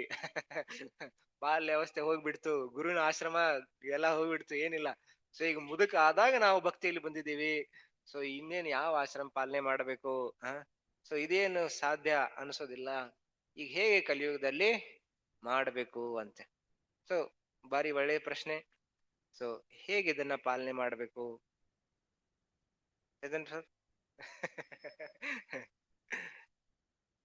ಸೊ ಪರವಾಗಿಲ್ಲ. ಈ ಕಲಿಯುಗ ಕಲಿಯ ದೋಷೋ ನಿಜೇ ರಾಜನ್ ಅಸ್ತಿ ಏಕ ಮಹಾನ್ ಗುಣ. ಸೊ ಇದರಲ್ಲಿ ಒಂದು ಮಹಾನ್ ಗುಣ ಏನಪ್ಪಾ ಅಂದ್ರೆ, ಭಗವಂತನ ಚರಣ ಹಿಡ್ಕೊಂಡ್ ಬಿಡ್ಬೇಕು. ಸೊ ಯಾವಾಗ ಓಕೆ, ಚಿಕ್ಕವರಿದ್ದಾಗ ಸಿಕ್ಕಿದ್ರೆ ಕೌಮರಂ ಆಚರಿತ ಪರಾಗ್ಯ, ಓಕೆ ಅವಾಗ ಹಿಡ್ಕೊಂಡ್ ಬಿಡ್ಬೇಕು. ಇಲ್ಲ ಅಂದ್ರೆ ಪರವಾಗಿಲ್ಲ, ಇಮ್ಮಿಡಿಯೇಟ್ಲಿ ಹಿಡ್ಕೊಂಡ್ ಬಿಡ್ಬೇಕು. ಯಾವ ಕ್ಷಣದಲ್ಲಿ ಕೂಡ ನಮಗೆ ಭಕ್ತಿ ಗುರುಗಳ ಅನುಗ್ರಹ ಆಗತ್ತೆ, ಭಕ್ತರ ಅನುಗ್ರಹ ಆಗತ್ತೆ. ನಮಗೊಂದ್ಸರ್ತಿ ಗುರುತಾಯ್ತಪ್ಪ, ನಾನು ಈಗ ಭಗವಂತನ ಭಕ್ತಿಯನ್ನ ಮಾಡಬೇಕು. ಸೊ ಅವಾಗಿಂದ ನಾವು ಭಕ್ತಿಯನ್ನ ಸ್ಟಾರ್ಟ್ ಮಾಡ್ಬೇಕು. ಸೊ ಇವೇನು ಬ್ರಹ್ಮಚಾರಿ, ವಾನಪ್ರಸ್ಥ, ಗೃಹಸ್ಥ ಇವೆಲ್ಲ ಆಶ್ರಮಗಳು ಏನು ಸತ್ಯುಗದಲ್ಲಿ ಪಾಲನೆ ಮಾಡ್ತಿದ್ರಲ್ಲ, ಸೊ ಅದನ್ನ ನೀವು ಈ ಕ್ಷಣದಲ್ಲೇ ಪಾಲನೆ, ಭಗವಂತನ ಭಕ್ತಿಯನ್ನ ಮಾಡ್ಲಿಕ್ಕೆ ಪ್ರಾರಂಭ ಮಾಡಿದಂತ ತಿಳ್ಕೊಳ್ಳಿ. ಆ ಎಲ್ಲಾ ಮೊದಲೇನು ಈ ಆಶ್ರಮಗಳನ್ನ ಪಾಲನೆ ಮಾಡಿ ಏನು ಲಾಭ ಸಿಗ್ತಾ ಇತ್ತು, ಅದು ಈಗೂ ಕೂಡ ನಿಮಗೆ ಈಸಿಯಾಗಿ ಸಿಕ್ಕು ಬಿಡುತ್ತೆ. ಏಕಪ್ಪ ಅಂದ್ರೆ ಅಸ್ತಿ ಏಕ ಮಹಾನ್ ಗುಣ. ಸೊ ಭಗವಂತನ ಹರಿನಾಮವನ್ನ ಚೈತನ್ಯ ಮಹಾಪ್ರಭು ಕೃಪೆಯಿಂದ ನಮಗೆ ಏನು ಸತ್ಯ ದ್ವಾಪರ ತ್ರೇತಾಯುಗದಲ್ಲಿ ಅವರ ತಪಸ್ಸುಗಳನ್ನ, ಬೇರೆ ಬೇರೆ ತಪಸ್ಸ ಯಜ್ಞಗಳನ್ನ ಮಾಡಿ ಏನ್ ಫಲವನ್ನ ಪಡಿತಾ ಇದ್ರು, ಅದು ಈ ಈ ಕಾಲದಲ್ಲಿ ಬರೀ ಹರೇ ಕೃಷ್ಣ ಮಹಾಮಂತ್ರ ಪಾಲನೆ ಮಾಡಿದ ತಕ್ಷಣ ನಮಗೆ ಸಿಕ್ಕು ಬಿಡುತ್ತೆ. ಅದು ಚೈತನ್ಯ ಮಹಾಪ್ರಭು ಕೃಪೆ. ಸೊ ಯಾಕಪ್ಪ ಅಂದ್ರೆ ಈ ಜಗತ್ತಿನಲ್ಲಿ ಆ ನಿಯಮಗಳನ್ನ, ಮದ್ದಿನ ಕಾಲ ನಿಯಮಗಳನ್ನ ಪಾಲನೆ ಮಾಡ್ಲಿಕ್ಕೆ ಸಾಧ್ಯ ಇಲ್ಲ. ಆದ್ರೆ ನಮಗೆ ಗುರುತಿರ್ಬೇಕು, ಹಿಂಗೂ ಇರ್ತಾ ಇತ್ತು. ಸೊ ಅದರಿಂದ ನಾವು ಸೀರಿಯಸ್ ಆಗ್ತೇವೆ. ಇಲ್ಲಪ್ಪ, ನಾನು ಈ ವಾನಪ್ರಸ್ಥದಲ್ಲಿ ನಾನೇನಾಗಿದ್ದೀನಿ, ಈಗ ಜ್ಞಾನ ಬರ್ತಾ ಇದೆ, ನನ್ನ ಜೀವನ ಕ್ಷಣಿಕ ಇದೆ. ಸೊ ಎಲ್ಲಿ ಸ್ಥಾನೇ ಸ್ಥಿತಾಂ ತನುಮಾನ್ ಮನೋಭೀರ್, ಯಾವ ಸ್ಥಾನದಲ್ಲಿದ್ದೀರಿ, ಯಾವ ಆಶ್ರಮದಲ್ಲಿದ್ದೀರಿ, ನೀವೇನ್ ಮಾಡಿ ಅಲ್ಲಿಂದನೇ ಭಕ್ತಿಯನ್ನ ಮಾಡ್ಲಿಕ್ಕೆ ಪ್ರಾರಂಭ ಮಾಡಿ. ಬಾಕಿದ್ದೆಲ್ಲ ಯಾರು ನೋಡ್ಕೋತಾರೆ? ಚೈತನ್ಯ ಮಹಾಪ್ರಭು ನೋಡ್ಕೋತಾರೆ. ಸೊ ಅದು ಚೈತನ್ಯ ಮಹಾಪ್ರಭುವಿನ ಕೃಪೆ. ಸೊ ನೀವು ಅದ್ರ ಬಗ್ಗೆ ಏನ್ ತಲೆ ಕೆಡಿಸ್ಕೊಳಿಕ್ಕೆ ಮಾಡು ತಲೆ ಕೆಡಿಸ್ಕೊ ಅವಶ್ಯಕತೆ ಇಲ್ಲ. ಯಾವ ಸ್ಥಾನದಲ್ಲಿದ್ದೀರಿ, ಏನಿದ್ದೀರಿ, ನಿಮ್ಮ ಸಾಮರ್ಥ್ಯ ಎಷ್ಟಿದೆ ಅಷ್ಟು ಭಗವಂತನ ಭಕ್ತಿಯನ್ನ ಮಾಡಿ. ಬಾಕಿದ್ಕೆ ನಮ್ಮ ಪ್ರಭುಪಾದವರಿದ್ದಾರೆ, ಗುರುಗಳಿದ್ದಾರೆ, ಚೈತನ್ಯ ಮಹಾಪ್ರಭು ಇದ್ದಾರೆ, ಅವರು ನಮ್ಮ ಧ್ವನಿಯನ್ನ ನಡ್ಸ್ಕೊಂಡ್ ಹೋಗ್ತಾರೆ. ಹರೇ ಕೃಷ್ಣ. ಹರೇ.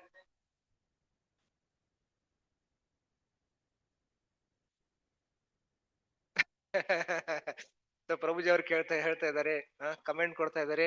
ಹಾ ಸೊ ಸೊ ಯಾರಿಗೆ ಕುಟುಂಬದಲ್ಲಿ ಹೊಂದೋದಿಲ್ಲ, ಹೆಂಡತಿ ಮಕ್ಕಳು ನನ್ನ ಮಾತನ್ನು ಕೇಳೋದಿಲ್ಲ, ಸೊ ಅವ್ರು ಆಟೋಮೆಟಿಕ್ ಆಗಿ ವಾನಪ್ರಸ್ಥನ ತಗೋತಾರೆ.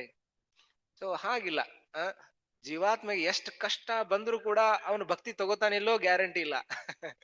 ಸೊ ಯಾವಾಗ ವೈರಾಗ್ಯ ಯಾವಾಗ ಬರುದಪ್ಪ ಅಂದ್ರೆ, ಯಾವಾಗ ಅವನು ಭಗವಂತನ ಪ್ರತಿ ಭಕ್ತಿ ಮಾಡ್ತಾನೆ, ಆವಾಗ ಮಾತ್ರ ಅವನಿಗೆ ಜ್ಞಾನ ಮತ್ತು ವೈರಾಗ್ಯ ಬರುತ್ತೆ. ಹ್ಮ್.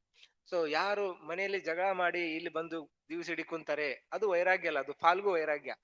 ಮತ್ತ ಅವನಿಗೆ ಹಸು ಆದ್ರೆ ಮತ್ತ ಅವನಿಗೆ ಆಸಕ್ತಿ ಬಂದ್ರೆ ಮತ್ತ ಅವನು ಓಡಿ ಹೋಗ್ತಾನೆ. ಸೊ ಹಾಗಲ್ಲ. ಸೊ ಯಾವಾಗ ಅವನಿಗೆ ಭಗವಂತನ ಪ್ರತಿ ನಿಜವಾದ ಭಕ್ತಿ ಭಾವನೆ, ಭಕ್ತಿಯನ್ನ ಮಾಡ್ತಾನೆ, ಆವಾಗ ಅವನಿಗೆ ಜ್ಞಾನ ವೈರಾಗ್ಯ ಆಟೋಮೆಟಿಕ್ ಬಂದ್ಬಿಡುತ್ತೆ. ಹ್ಮ್.